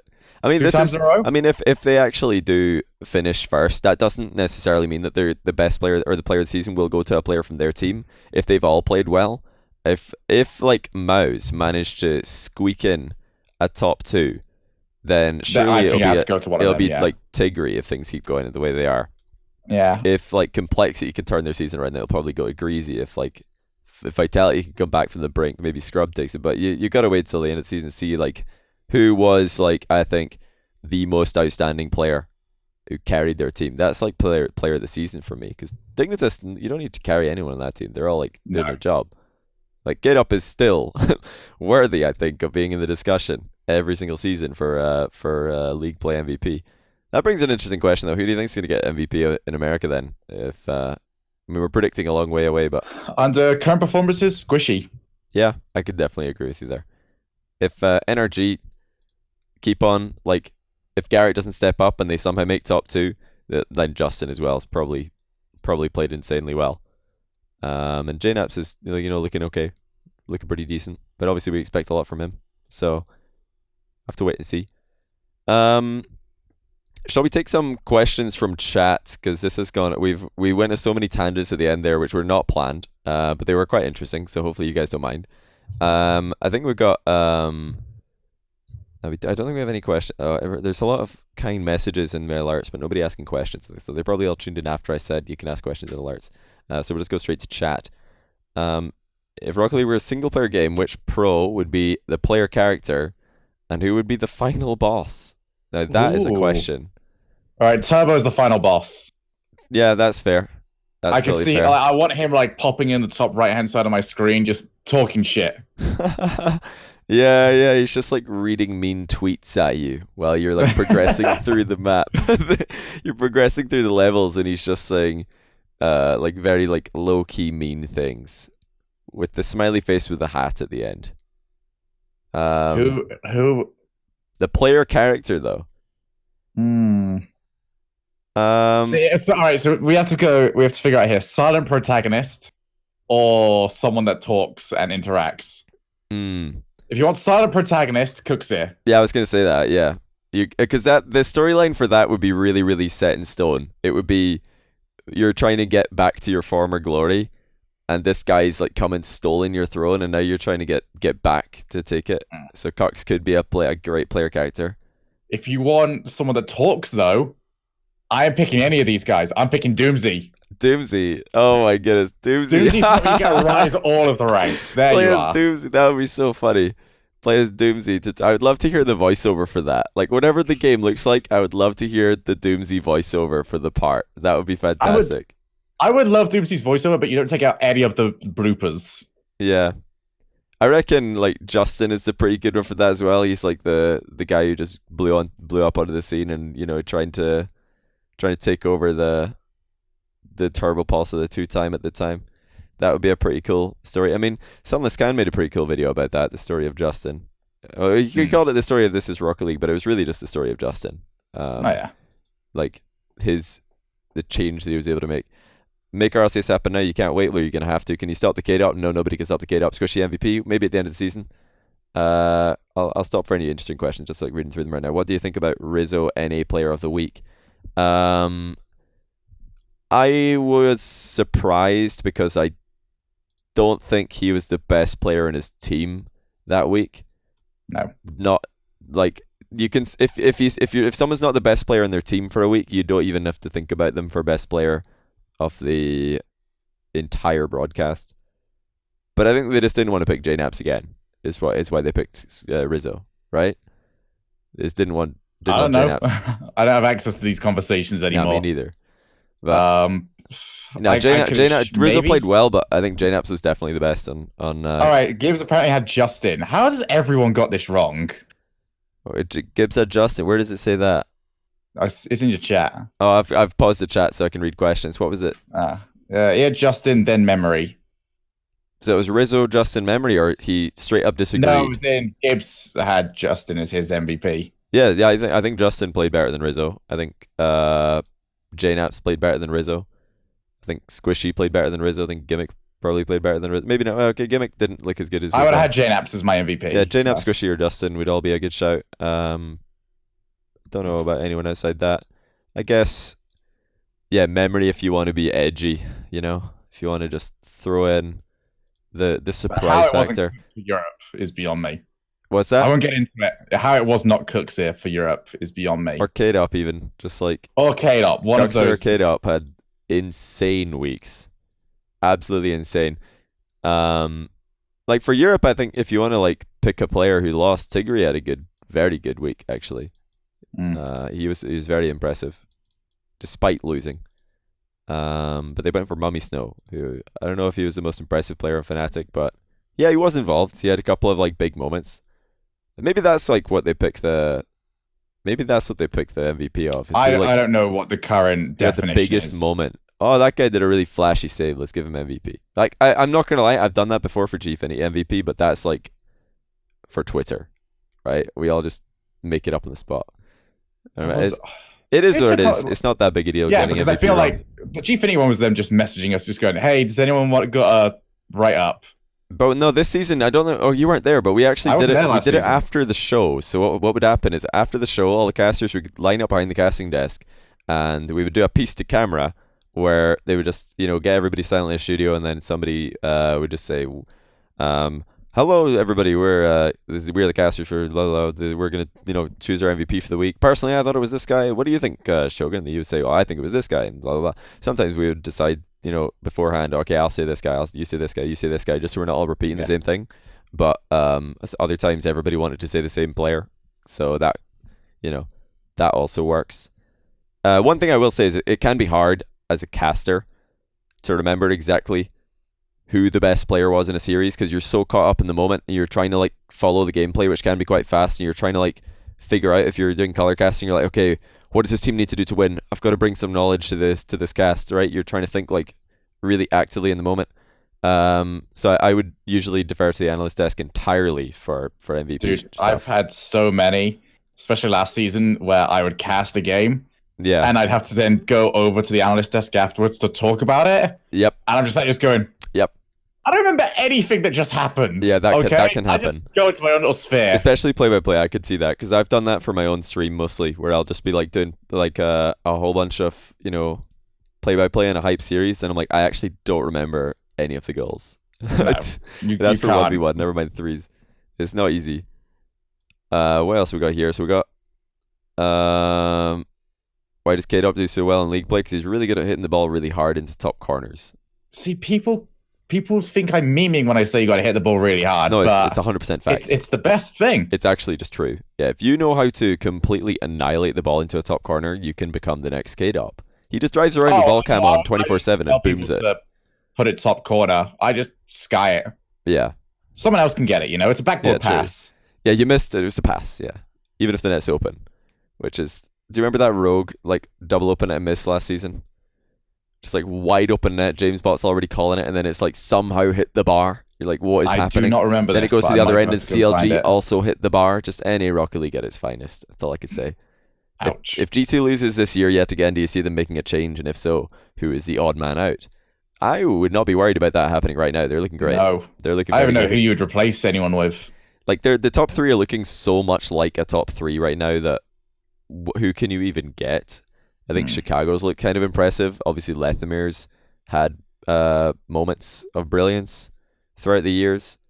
I mean, you got to think as well. Just I don't see any other player. There's going to be a big reason as to why you would move someone off that team. Yeah, considering you know for a fact that Rizzo and Pronovi are worth a lot purely from their streaming alone. Yeah, well, look at the changes that have been rumored or have actually happened. Like, there was rumors that Cloud9 wanted JNaps before he got locked up in G2 jail, and then they were like, okay, now we'll just stick with what we got. And then NRG only got rid of Jacob because they were like, hey, Justin's actually really, really good, let's get him. EG are like, hey, Chicago's really, really good, let's get that guy. Like, there's not that many players in North America that are catching a lot of eyes, and people are like, oh, listen, we need to pick up him. He's the next Justin. Like, I don't see it. I don't see it in RLRS. I don't see it in any other RLCS team. I would like. It's more feasible to me that they would be like, "Yo, Turbo, do you want to play for G2? Do you want to move to America, play for G?" That's like more of a feasible change than any other North American player right now. I don't know if you could think of anyone, but I can't think of any. I can't think of any roster move that I could hear of and just go, you know what, that makes sense. Yeah, I think I would be very critical of anything. Mm-hmm. Who would they pick if there was like this is a question I'm just Try and pulling take out of Chicago. That's about the only thing I can think of. yeah, Chicago maybe, like just make AG weaker. And he is very good, very young as well. Lots of potential. Who would go? This is my question, by the way, just randomly. Who do you think would be the most likely player to be the first either like European player to play in America or American player to play in Europe? Haha, why would anybody do that? Like, lol. Why would you move to EU or RLCS? Like, let's just go one way. EU to NA. Who's gonna move? Who do you think is the most likely mover? Well, we definitely know it's not going to be We Them Girls. They have already said no to a roster because of that. Mm. Oh no, I don't mean whole team. I mean the single Oh yeah, but player. I'm saying none of those players would do Okay, it. none of those players. Eliminate that entire team. I mean, I could see roster. Ignite doing that. Like he seems pretty driven. I don't think I could. I think he enjoys. Oh no, wait, London. he likes Fortnite now, so maybe he'd move for Fortnite. Go to LA. Yeah, I'm just quickly looking through. It's also about the offer as well. I could see really. Scrub doing that. You know, I could see Scrub given doing the right it. I don't opportunity. think it'll happen finishing yet. school. Though. Yeah, after school's done, I could see him like going in the American. I think living the if American we're waiting dream. for school to be done, though, someone's already done it at that point. You reckon somebody's gonna? Oh, that's a shout. Do you think that somebody's already, like a European player, has been picked up by an American team before Scrubkilla has even left school and can be the first player to do that? That's a question. I actually know how much longer Scrub's got left on school, so Nah, I don't either. I think he must be. What is he? 15 right now. So how old is like? How old? He's got about a year left. His birthday's in May, right? So if his birthday's in May, he's actually one of the older people in his year of school.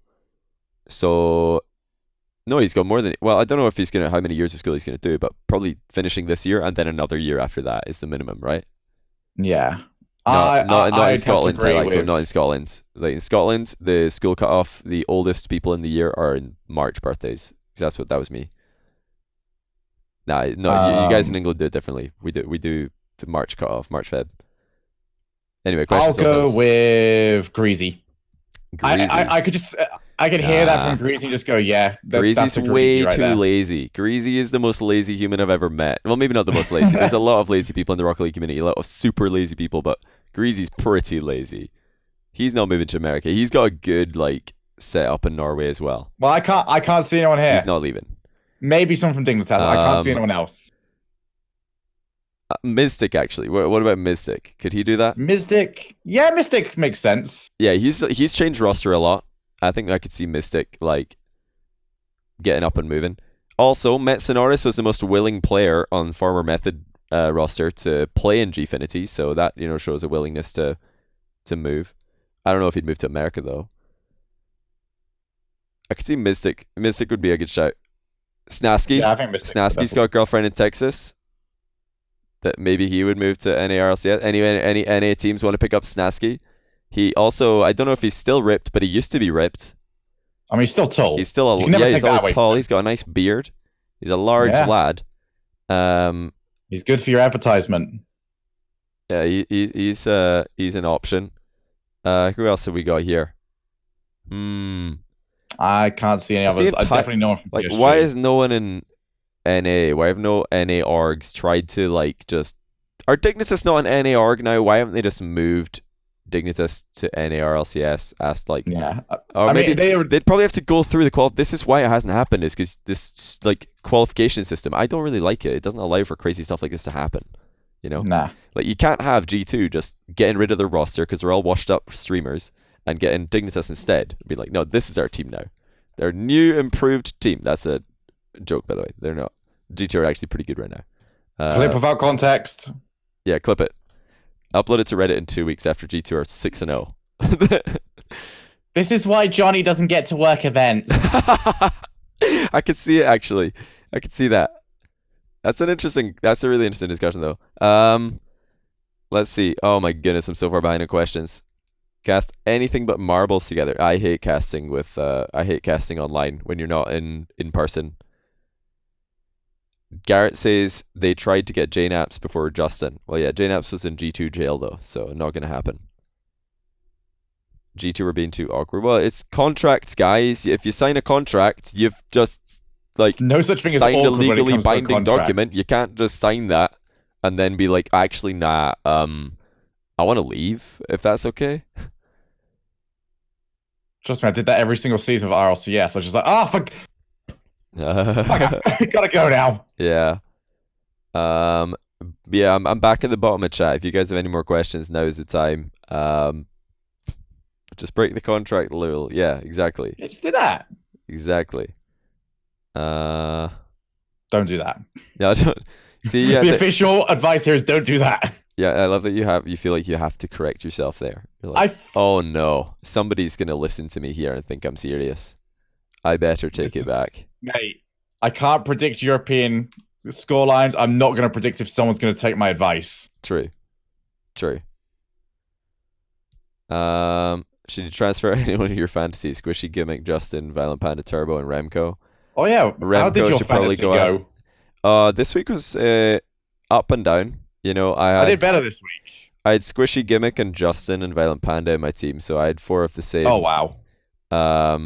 But then yeah, Violent Panda was pretty weak out of the Dignitas players this week. I don't think he did very well.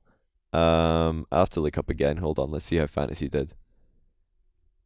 Cast RLRS replays. Well. I was like 40 points ahead last week. Oh, okay.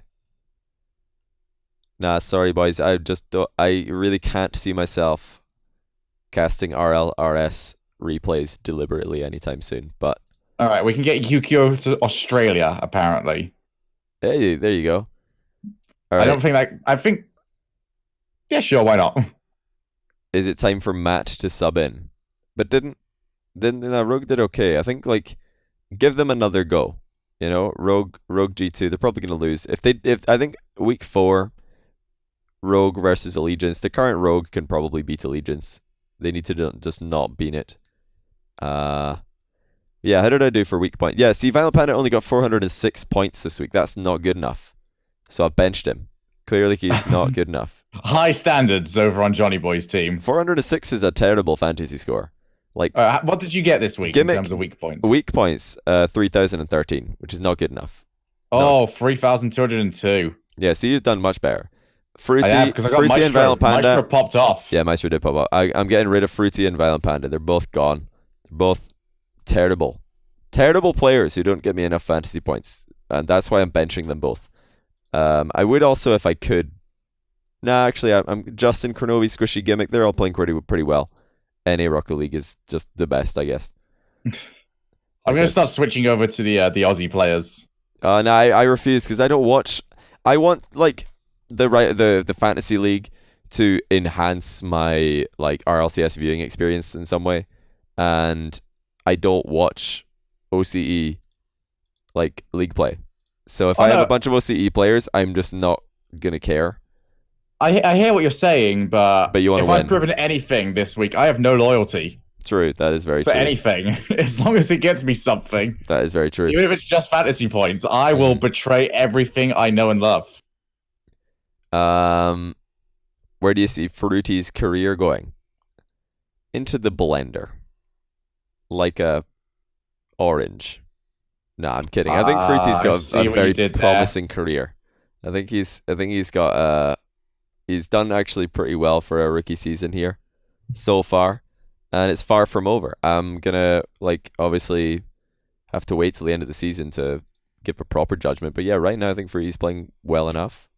I'm surprised that Chaussette's been quiet, and yeah, that's pretty much been it. I'm just surprised at how quiet Chaussette's been. I thought he was gonna pop off, start dominating, because he was dominating and he was really popping off. And what do you call it? Was it called the Coliseum or something? I don't know. Yeah, Coliseum was the last one. Yeah, that one. Who will be the next Rocket League player to retire? Okay, that is a great question. Let's go for that one. Okay. Wait, what are we counting here? Let's go for NA, RLCS. Oh no, Rival Series doesn't matter. They're all the retirement home already. Like the RLCS NA first of all. Who is the first player out of these to retire? Yeah, guys, I know that there's people in my chat who are RLRS players.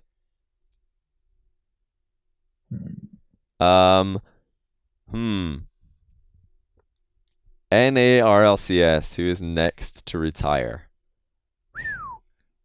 Sizz, full-time content creator. I feel like Sizz would have to be kicked from that team. I think being in the RLCS gives Sizz too much influence to be a content creator for him to pick it. like I don't know what the behind the scenes are with Rogue, but I mean, if things keep going like they are, then they're not going to keep. There's no way they keep the same team. I would be very surprised, especially with how well Memory's doing, if Zane is still on that team next season. He needs to I feel step like it we've up. been saying this for a few Yeah, Zane seasons. Jackie needs to step it up. He's the lowest points per game average across both NA and EU RLCS.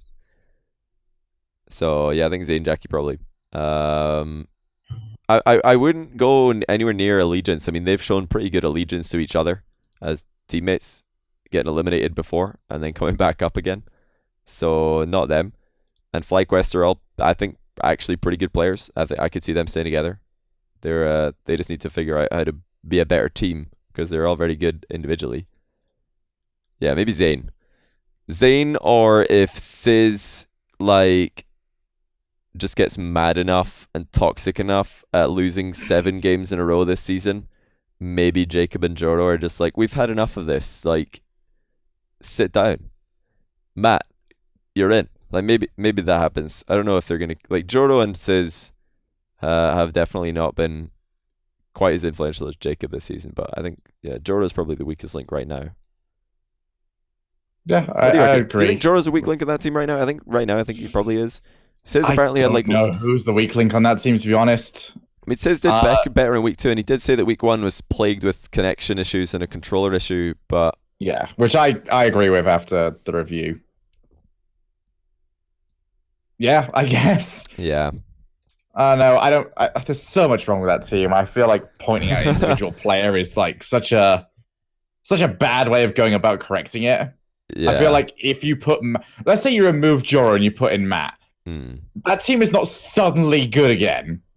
No, I don't think so either. There is a lot of other stuff wrong. I don't think so either. I mean, there's a chance it could be better, but they're definitely not going to be like everything's solved. But yeah, I think probably Zane Jackie is maybe the weak link right now, but I'm just looking for it. I don't want to like pile on Zane Jackie, but I know this has been something in my head for the longest time.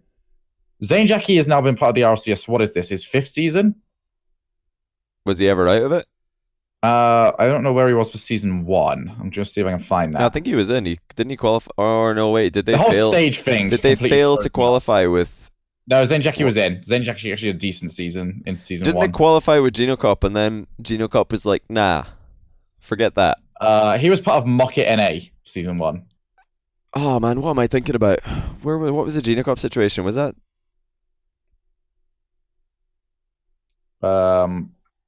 Over the last 5 I know seasons, there was 2 league plays in season 1, and Genocop shafted Zane Jackie and somebody by quitting, right? In League Play 1, and then in League Play 2, Mocket NA picked up Zane Jackie and they actually did a lot better. Yeah, because Zane Jackie was player for Orbit in yes. So he's been around since the very beginning then. He has. Because he actually had a great season. Season 2, he finished 4th in the line. Yeah, he actually had a very good season 1. 4th. Season 2, he was okay. He was still top 10. But every season since then, he has been bottom 10 for score per game. Last season, he was bottom. And where was he season 4? Let me just find this very quickly.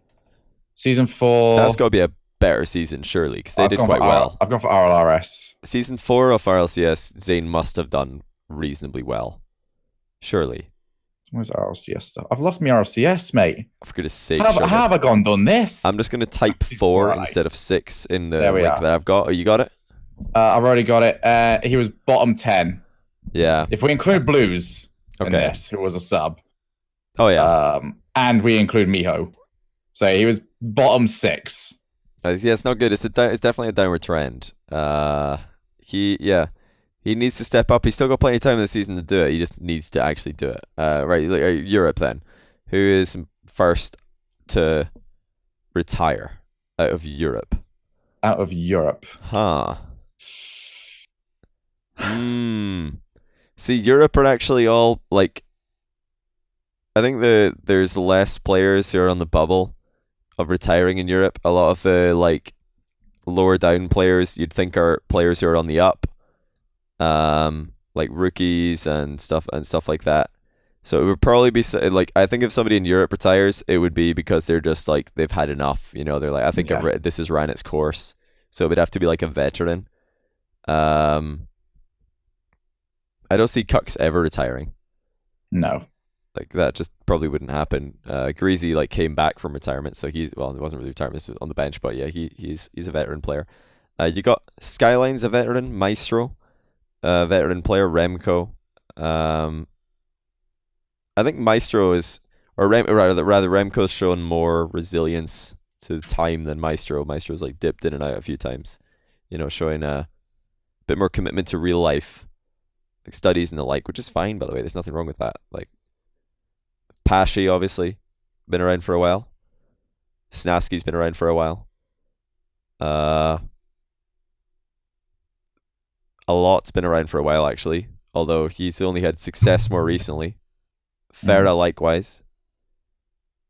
Who do you reckon? Who's most likely to retire? I think it would have to be someone like Pashi. He's just like, I think I've achieved all I wanted to I don't achieve. think Pashi would do that, though. You don't think he would? So what would happen if, like, at the end of the season? Okay, I'll give you a hypothetical then. If at the end of the season, Fairy Peak has majestically gotten his act together and he's been incredible, like many people expect him to be, and Scrub Killer pops off and they like basically drag Pashi into playoffs, and then they fail to qualify through playoffs because Pashi completely throws the games. Which this is just hypothetical, by the way. I'm not making any prediction or anything here. Do you think after that, like Fairy Peak and Scrub would be like, all right, Pashi, I think it's your time, mate? And after that, would Pashi actually come back with another team? Is the other question. Have we ever seen Pashi kicked from a team? It's always, I think Pashi's very good at the politics, yeah. Yeah, I don't really want to call it politics, but it is. So it's team politics. I feel like he's very good at getting ahead of it before it becomes a problem. So I wouldn't be surprised if that sort of season could happen and somehow one of the other two was to go. Man, imagine. Well, I could imagine actually them having a poor season and one of them getting offered a place on a bigger team that's doing better at the time. Yeah. And then they have to keep the other two, otherwise they lose the roster spot. Mm-hmm. True. Yeah, it could be, I reckon that's a tough one. I feel like you would need both players and the org to band together if you were to get rid of Pashi. Yeah. No, Gale Force didn't really. I think they just disbanded. It was Pashi, Chaussette, and Violent Panda, and they all just went separate ways after season 3. Because back then you didn't need to have the same. There wasn't the 2-player rule in season 4 of RLCS, I don't think. Were there? Because Violent Panda picked up 2 brand new players. Gate Up and Turbo were both brand new. See, going from season 3 to season 4 of RLCS. No, Gale Force qualified for that. Actually, they didn't get an autoplay position in that. They had to requalify. It was only Flipside and Northern Gaming at the time, or was it Envy by then? I can't remember. I think it was Northern Gaming. They won LAN as Northern coming Gaming out of that season. Yeah, but they were the only teams who were allowed to keep their spots. They were the only 2 teams because the 2-player or the requalification was different back then. 6 teams had to requalify, I think. Think they'll ever franchise teams? I Should do. I at hope some so. point. I hope so. I don't see it happening anytime soon because things seem to be moving pretty slowly for Rocket League esports in terms of evolving the World Championship series. Is still like, it's not really changed that much since season 1. Things are kind of the same. There's a rival series now. There's more orgs in the scene, but the orgs aren't really anything more than a name and a logo, right? Like that's it. They're not involved in any way. They don't have any share of the sponsorship, the money. They don't have any like special broadcast time. They don't have any content made around them. They don't have like in-game items. There's nothing really that suggests that Psyonix's relationships with orgs is moving anywhere anytime soon. Speaking of, next org to drop out of the Rocket League scene. I don't think they get dropped out. I think they get bought out. Maybe. But then the question becomes, which team is worth buying? Yeah, see, I don't know what these teams' relationships are with their orgs. Flipside never moves. There we are. Yeah. And Dignitas is staying. there's 2 of them gone. G2 are locked into a multi-year. And so, yeah, there's a couple of teams here actually locked into multi-years. Has to be someone that's been around for a while that doesn't need the team. I'll tell you what, the organization, the We Dem Girls organization will be the next to drop out. Yeah. Oh, that's a bad org. I've heard nothing but bad things I about reckon them. We Dem Girls are on the way out. That team, that roster is going to be picked up by a new org. I don't think they even pay their players. Yeah. I honestly think that logo was made by someone like a fan, maybe. Yeah. It's probably maybe made by one of the players. I don't know. I really don't know. Pay their graphic designers. Could you imagine, Johnny? Is 29 too old to go to Las Vegas LAN? Oh, definitely not. Dude, it's like the regular. I think people get caught out by how old the average Rocket League LAN Rocket League is. LAN is a much older scene than you would expect. I remember trying to explain that to Onset because we have a very young audience for Gfinity. Oh yeah. I was just going, it's nothing like that for our LANs. Yeah, RLCS is very different. It was very chill. A lot of I go around and a lot of people say hi, and they're all very chill people. I'm always amazed by how nice and talkative people are. It's pretty cool. But yeah, guys, you get any more questions? We're doing this is the longest Q&A ever. I mean, it's mostly because we did so many tangents at the end. Nothing wrong with a good tangent, mate. A tangent, you're going to get there one day, Johnny, where you need Phil for about half an hour. Oh, man, and you're going to be thinking to yourself, man, I need a good tangent right now. What do you think I do for the entire every hour that I've ever streamed is filler content. It's all fill. I don't play Rocket League. I just sit there and fill the hours. I'm the master. Fair enough. Yeah, we are good to go. I've got it. We can have something break on us.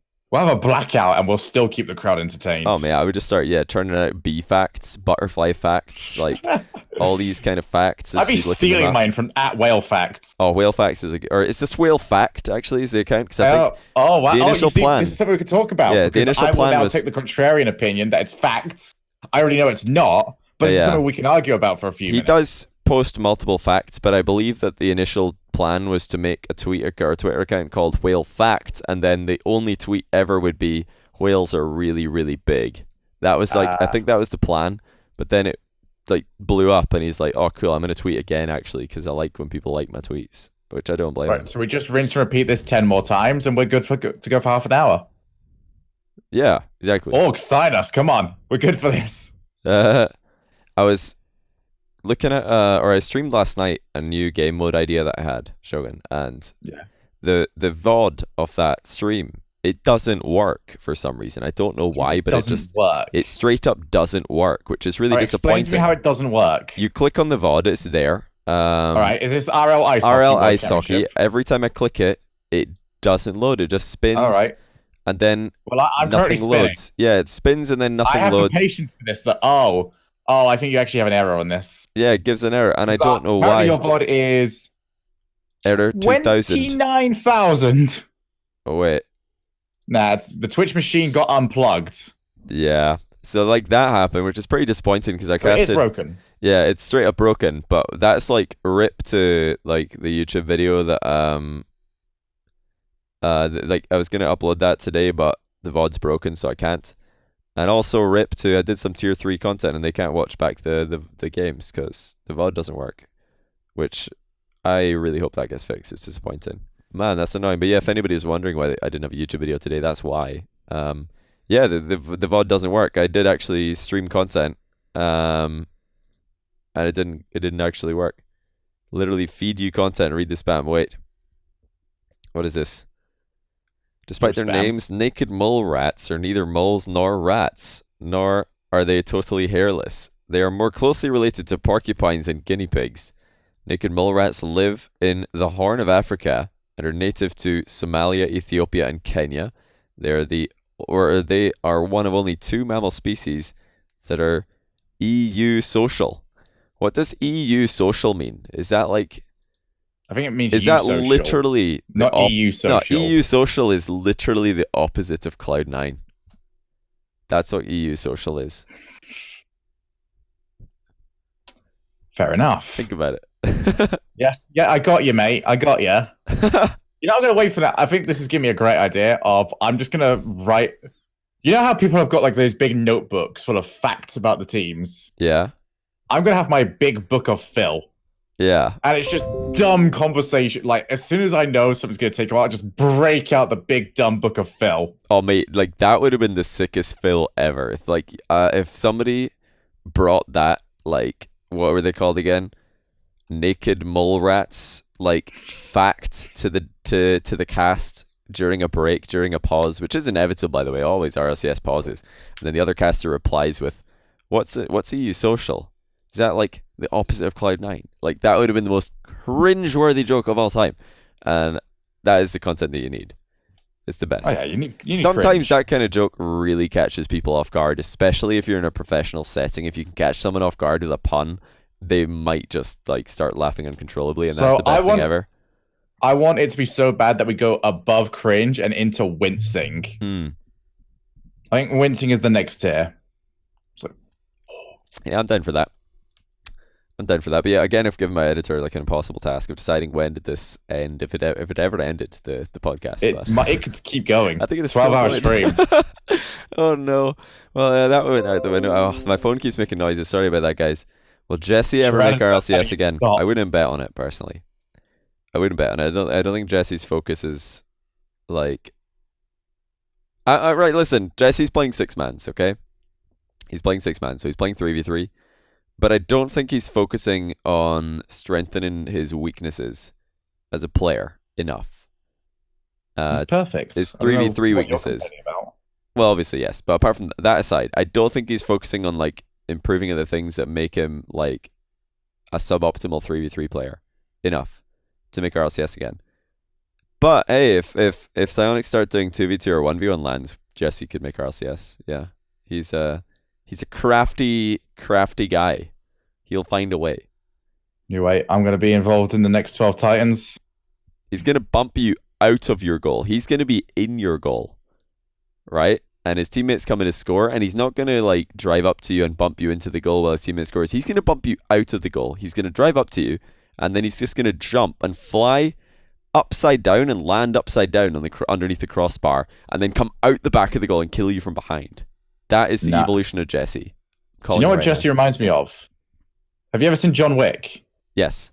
Yeah. So you know the film where John Wick gets behind the security guard, or it is a security guard, and just points the gun to him and just says, "Take the night off." That's Jesse. He's just gonna go next to someone, and they're just gonna go away because they know it's for the best. They do, yeah. That's fair. This is a good question from Tylacto. Hello there, Tylacto. Who? Will PSG be bottom 2, Savage make top 2, and Jesse sub in for the dramatic game winner? This is in the promotion relegation series. Yeah, I'll go with yes there. Oh, got him. See, this whole thing's so easy. It is very easy, yes. It is. I don't feel anything for these. What do you think about Gimmick's defense this far? They haven't been forced to play it. No, well, yeah, he's getting better. Overall, he likes Gimmick's looking impressive this season. Although he looked better in the off season. Honestly, I mean, he's not really had much to do so far this season, but yeah, Gimmick's been getting better at not completely shafting a touch like right straight into the ceiling around his own goal line, or like, you know, just trying to power clear the ball and instead just winding down his window and like prodding it. He's getting better at avoiding those things, those situations. So yeah, Gimmick is getting better in defense. His touches are looking a bit more like squishies. Who ball chases more, me or Shogun? I actually don't know. I play like a bot. Do you know the rules to playing like a bot? No. Okay. The B stands for ball chase. Okay. The O stands for as.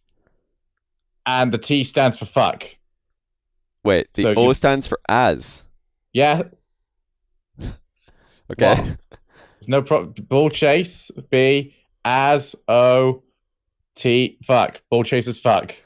Tylacto says Johnny sits in net and watches the world go wrong. Shogun is just terrible. Tylacto, last time that I ran into you in ranked, we were like losing 2-1 or 1-0 or something.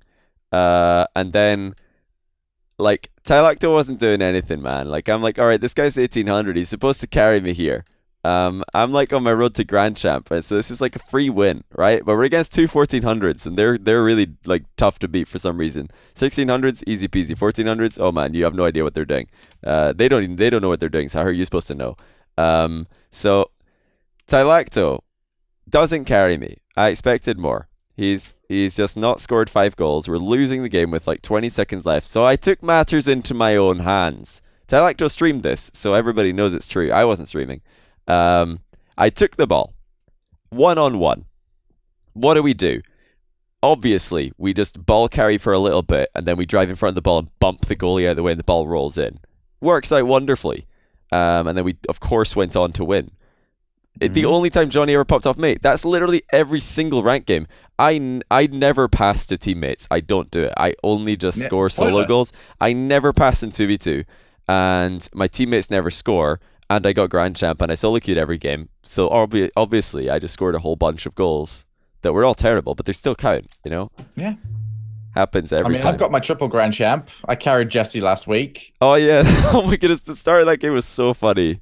It was so funny. So I don't, you know, we could not use teamwork together as a team. Yeah.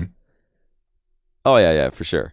No, I think passing in 2v2 is a terrible idea. It's just awful. Like, I mean, passing in any game mode is a terrible idea. Like, see when I play solo twos, do that I can't. See when I play solo twos, passing to anyone in any game mode is admitting that your teammates are better than you. Oh yeah, and that is incorrect. Yeah, you should not do that. Never admit weakness. But yeah, you what do you call it?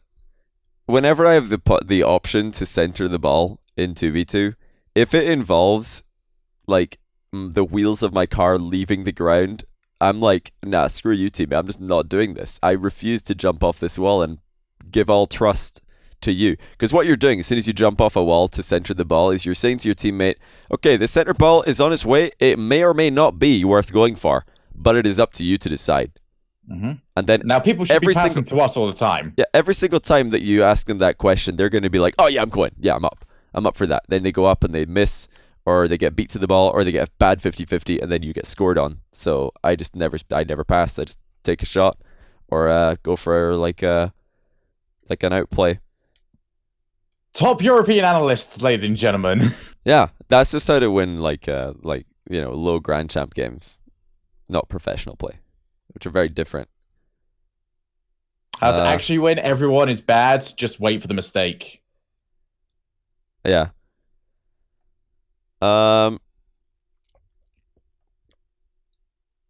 Which one of you is going to RLRS and changing your stream content?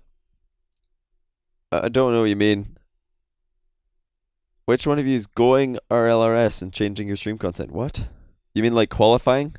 No, we are the RLRS now. I don't know what he means. We're going to the city Shogun, known as can you go to Vegas? I believe I can. Just, I probably won't. There you go. No RLRS streams. Yeah, what's that about? Listen, actually, what's that about? Oh, you want me to stream RLRS? I think I saw in the thread that the reason that doesn't happen is in case information is secretly passed from let's say that I streamed an RLRS game, and I didn't cast it. I just literally sat in the lobby, clicked director camera, turned off every overlay, every alert, nothing but the game, and pressed play. The reason that Psionics don't allow that is because the broadcaster, like I might message Bluey on Steam and be like, oh hey, Roniki's out of boost. And then Bluey's like, oh sick, Roniki's out of boost. Nice. As if that's ever gonna happen. I mean, A, like, why would I do that? B, how is that ever gonna be useful information? C, why are players even playing without their Steam log or an offline mode? Like, if that's actually the reason, that's pretty funny. I don't know what on earth world Psionics are living in that they think that that's a possibility. Like, but also for the record, I'm not really that fussed about streaming RLRS games, apart from the Excel games, because they've got to be pretty funny. I don't know. I think somebody should do it though. I think somebody should. I don't want to take that responsibility. I'd rather not. But I ain't doing anything these days. Yeah, yeah. Listen, like you're a former employee, current like still on good terms with them caster guy. Why not let Shogun cast up to restream the game? Even cast, yeah, just solo cast it. It would probably be more enjoyable viewing experience. Like people underestimate the relaxed solo cast. Oh, solo cast is so much fun. Just Oh because yeah. if it was actually a big game, I'd want someone next to me. But I think for stuff like that, you can get away with a solo cast and just, relax it a little bit. Oh yeah. Oh yeah. But like, you can hype up a solo cast as well. It's doable. It's very, very doable. Nobody does it though. No, like I don't know if anyone. I've seen you solo cast a few things, but apart from that, I don't think I've ever seen anybody solo cast a tournament or solo cast a show match. It would help. I think a lot of Rocket League casters should probably practice that. It would really help them be better at like filling air and coming up with more interesting content to say, or at least any content at all. Like the amount of times I've heard a attempted handover in a cast and then the other caster just says nothing because they have nothing to say. Like if that ever happens to me, I'm like picking from like 5 things that I could say at that moment. There's so many things I could say. I'm like, right, I'll pick one of these things. I think Why solo is there casting silence? also helps a lot with timing and pacing for a lot because you literally can't just keep going a million miles an hour Yeah, because you run out of breath and you sound really stupid when you go, "Ah, yeah. you can't do that. You have to time it. What team players do you enjoy watching the most? Love watching Cloud9 play. Love watching NRG play. Dig. That's probably it for NA. I mean, G2 are doing quite well right now, but I don't know. I never really find myself watching G2 games that religiously, personally. I don't know. Yeah, I think it does sometimes. I mean, it becomes such an inevitability that they're going to win league play that I'm not that fussed about their games. Honestly, that's like one of the lower tier teams in EU that I would watch right now. Flip side, you never know what you're going to get. Complexity. That's a pretty like They don't know what they're gonna get. Yeah, that's like a pretty fun one. Who else? Weedem Girls, very interesting team to watch right now. I think they're probably my favorite teams to watch. And just Vitality, see if they'll beat it again. And Mouse to see if they'll somehow win another series. Yeah, they're the teams I would watch right now. Favorite player? Who are your favorite players to watch, Shogun? A lot's always been one of my favorites. Okay. A lot, Greasy, and I still have a special love for Kronovi since the Battlecast days. For also, I think everyone loves Cooks. Yeah. Oh yeah. Cooks is too adorable not to love. Oh yeah, he's just got such a unique playstyle after all this time, and he's still really, really good. Yeah, Cux is super interesting to watch. If Cux streamed right now, I would stop streaming and host him and watch. Right? Yep. Like I don't think there's a player in the world that would be more like or would like incite more people to like stop everything they're doing and watch his stream, which has no face cam, no microphone, nothing but music and gameplay, than Cux. Like you call him right now, yeah, as if. How much money will I lose in Vegas? I'm not losing any money. What are you talking about? Oh yeah, add Ignite to that. Actually, yeah. I don't know. I don't know if I love watching Ignite play. I just like him. Yeah, like his play style. I think there's anything too eye-catching about his play style. He's just very, very good at hitting bangers. A very a solid player all around. Very fast. Do you want Scrub to succeed as much as you do? I don't know how much you want Scrub to succeed. Why doesn't Guk stream? Because his internet's always pretty dodgy, and he thinks he's playing badly and stuff like that. I think honestly, we can barely get him to play on our LAN setup. He probably just got out of the habit of it, and now he's just not in the habit of doing it. Streaming's very habitual. You'll see that with a lot of other Rocket League pros as well. Like they'll stop streaming for months and they'll come back, and then they expect all of their friends to still be there, waiting for them. Yeah, Cux should definitely stream though. Like it's very silly not to. I think after all of the years that he's entertained people now on the world stage, he would definitely get a lot and lot of support. He would go straight back to being one of the most popular streamers in the world, easily. Yeah. Well, the world of Rocket League. So you stream Pokemon, and then people think you don't play Rocket League, which is annoying. Oh, for goodness sake. Yeah. 700 plus viewers, easy. Oh, at least 4 figures. No problem. 4 figures, easy peasy. I think maybe even two. I think 2,000 would not be difficult for Cox if he streamed today. Depending on the timing. Yeah. Oh, obviously, if there's like other Rocket League people streaming, like I mean, there's a lot of streamers who I'm sure would like hear that Cox is streaming, they would stop streaming and host him, just to be like, oh my goodness, I need to watch Cox's stream. All right, guys. Any final questions before we round this up for Shogun as well? No, we're not going to play Marble Race. That's not a question. Play Marble Race. If there's a Rocket League World Cup, which country would win? Right now, France. I think probably just USA again. Like you got NRG. You do. I'd go for France just because US is too easy. Canada's like a pretty good shout, but then they had Squishy and JNaps in the last Canada team for the last World Cup, and they didn't do that well. They did okay. They got smashed by USA though, which was Garrett, Fireburner, and Kronovi, right? It's amazing how you wouldn't have Scotland that high up there anymore. Oh no, yeah, no way. Yeah, Like, Scotland. Everybody thought they were going to win last time. They Marky probably Biscuit should have done better than they did. Yeah, they got overconfident. Do Vitality relegate? I don't think they relegate. They don't relegate. No, I don't think they relegate. No. But again, we've been wrong quite often this season, so Yeah. Johnny Boy, have you been blocked by Squishy? I don't think so. I would probably never know unless I checked, because I only use Twitter to like. No, but I'm not followed either, blocked. so that's essentially a block. Being followed. Cool. Me and Squishy just don't have that tight connection, you know? Do you think the Complexity team get good together? Gel good together. Sorry, I thought you said get good. I was like, what? Sometimes.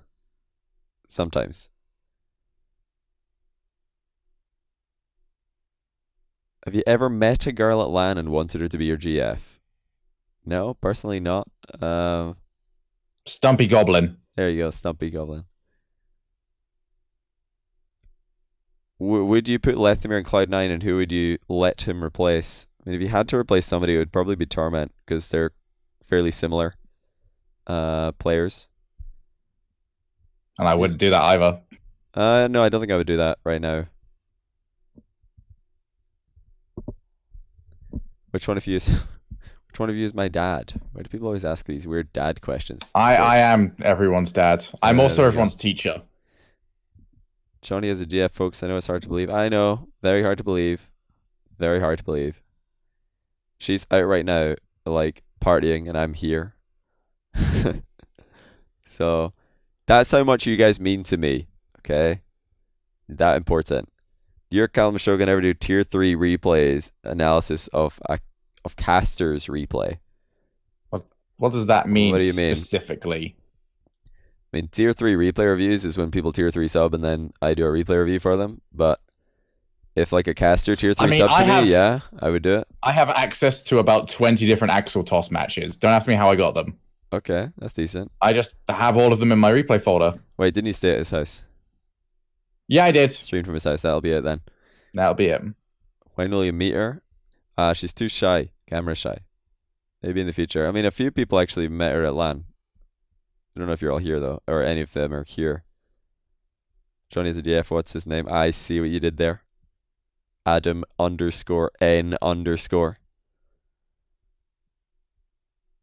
Where is Yomi Cheese Fan? It's a good question.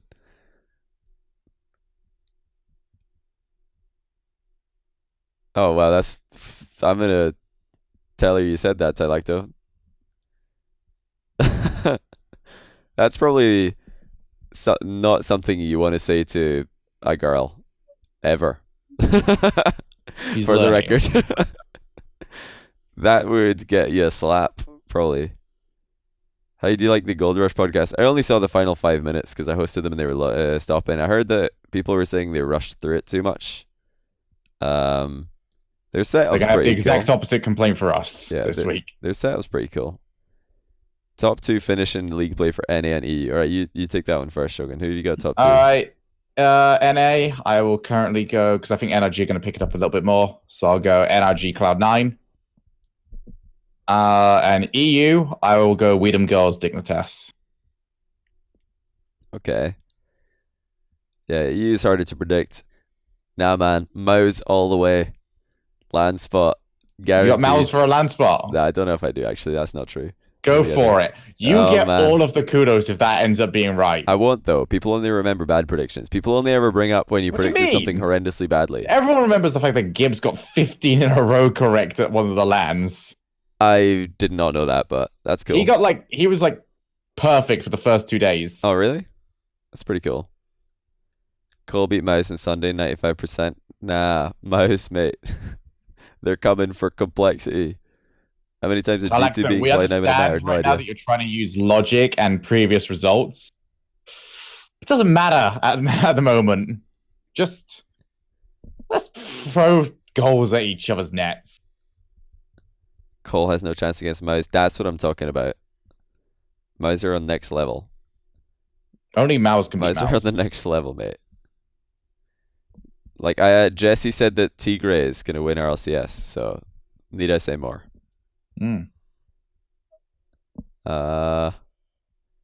Who's the best caster in RLCS?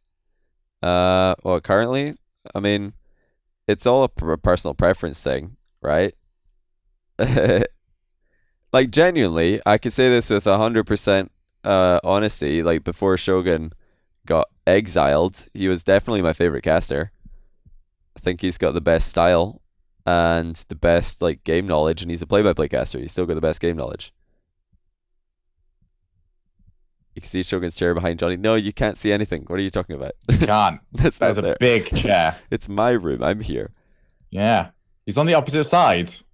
I could put my hand across. I won't do it. But yeah, you would see it coming in. I'll just slap him across the face. I have to ask again, though, because there's probably some new people here. How many people didn't notice that my background is fake? Press 1 if you didn't realize that my background is fake. This is actually a screenshot of Shogun's room. There's me without the background, and there's there's me gone. How good is that, by the way? Production quality. I'm just the usual green screen, but it looks really stupid. If I think if I have a green screen and Shogun doesn't, it doesn't work, and Shogun can't exactly just get a green screen there. I can't put anything in here. Yeah, you can't get one. So instead of Shogun getting a green screen, I just got a picture of his background. You're cuter than your girlfriend, prob. Is this just you haven't made up your mind, or you're just guessing that I only managed to pull someone ugly? Because no, I'm definitely not cuter than my girlfriend. I can tell you that for a fact. Thoughts on Fairy Peak? He's been a disaster. I don't know what's up with him.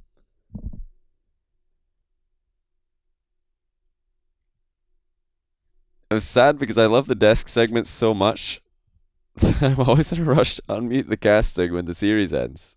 What? They throw to break, Tylacto. Yes, he smells worthless nose for a fact. I know you're going for a meme there, but wrong. I know how the show runs, all right? Yeah. Who got me into streaming? The first stream that I ever saw on Twitch that caught my eye was a World of Warcraft streamer. He still streams, actually. He's probably streaming quite a lot recently because the new World of Warcraft patch is out. You can check if he's live right now. I'll still follow him. Is he streaming right now? Doesn't look like it. But yeah, it's a streamer called Hydra. If anybody, the background is amazing. Thank you, man. It's the only way that we can make this look clean. Here's it without the background again for anybody wondering. But yeah, it's a World of Warcraft streamer called Hydra.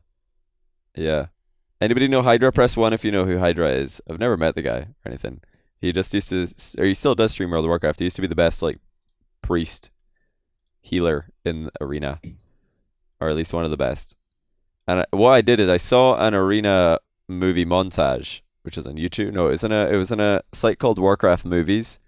And I thought, I was like, whoa, this is so sick. This guy's insane. He was doing so many things with the game that I'd never even thought of before. I was a discipline priest, not a shadow priest. So that blew my mind. And then I saw that he was streaming, and he had like 1,000 viewers at 360p, no mic. It was on Justin TV, and I was like, that is so cool. He's just playing the game and people are watching. That was the first stream that I was like, that is awesome. I need to try that one day. That's actually an interesting question. What about you, Shogun? What's the first stream, or like the first stream that you watched? Maybe not the first one you watched, but the first one that like inspired you to give all this stuff a go? Or was it just like a fluke that you were in the SARP community and then it happened? I'd actually have to say the subpar one. Subpar NHD? Yeah. I think that's the one that got me in because I started off as like a community member of theirs. Yeah. Because I was just like, oh, cool, Rocket League's got a streaming scene. I wonder who's... Oh, it's those guys I knew once. Yeah. Got in on that, then started streaming on occasion with them, and then went into my own stuff. Yeah, they were like, you should cast this game. Then you're like, yeah, I should cast this game. I think that was actually I Am a Tree. Do you remember him? I do, yeah. He's the one that got me into casting. The Weeb Nation community, yes. Hey, I tried to revive that 2 weeks ago. Is that like legit? Are you actually a weeb or no? Like, no, there's no shame in that. Okay, so I'm actually gonna go through this. I like a good anime. All right, there's nothing wrong with that. I think I've seen like 2. All right. So all right. Well, that's a couple. decent amount. But the Weeb Nation community came across from me playing a game called Danganronpa, which was just like it was a story-based game that you just click through, and it had the worst story I've ever seen ever. It was horrific with all of it. It had plot twists for the sake of plot twists. It's like RLCS. And I was made very upset by this game.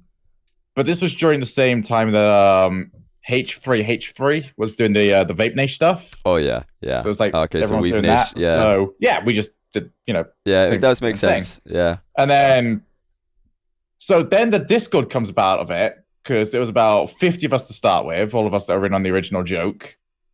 But the problem with when you call something a Weeb Nation is that it was a mixture between people that were there for the original joke and actual weebs. And we were growing. you start to become, we were growing. Yeah, because there's so many weebs, you start to become an actual weeb community. You're like, wait, why did this happen? It was supposed to be a joke. So we had what was called the Weebatars for a little while, as well as like the little Weeb Nation tag that went into people's names. Yeah. I was legit running into people like every other game that had the Weeb Nation stuff. I was like, what the? We've actually blown this up out of nowhere. Yeah. That's actually pretty funny. What do you think is zero camera stiffness? Absolutely no clue. How much does your green screen cost? This green screen, I got this like pretty early on into my streaming career, and I think it costs like £4, and it has been there ever since. It is tacked to the wall. Yeah. I have like 4 white tacks tacking a green cloth to the wall. And that is my green screen. Like, I can actually show it to you guys. So we could turn off the chroma key. Voila. The green screen. Quick hint to everyone.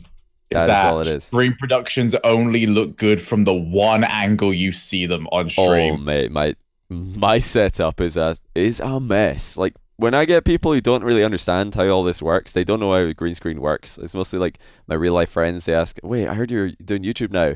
I show them one of my videos. They're like, whoa, that's so cool. You're just like floating there. How do you do that? And I'm like, yeah, I know, right? It's pretty high tech. It's it's really, it's complicated. But no, it's just literally you tack a green cloth to the wall, then you tell your face cam chroma to ignore green, and there we are. I would love to show someone the utter cluster that is my stream setup for all of the transitions.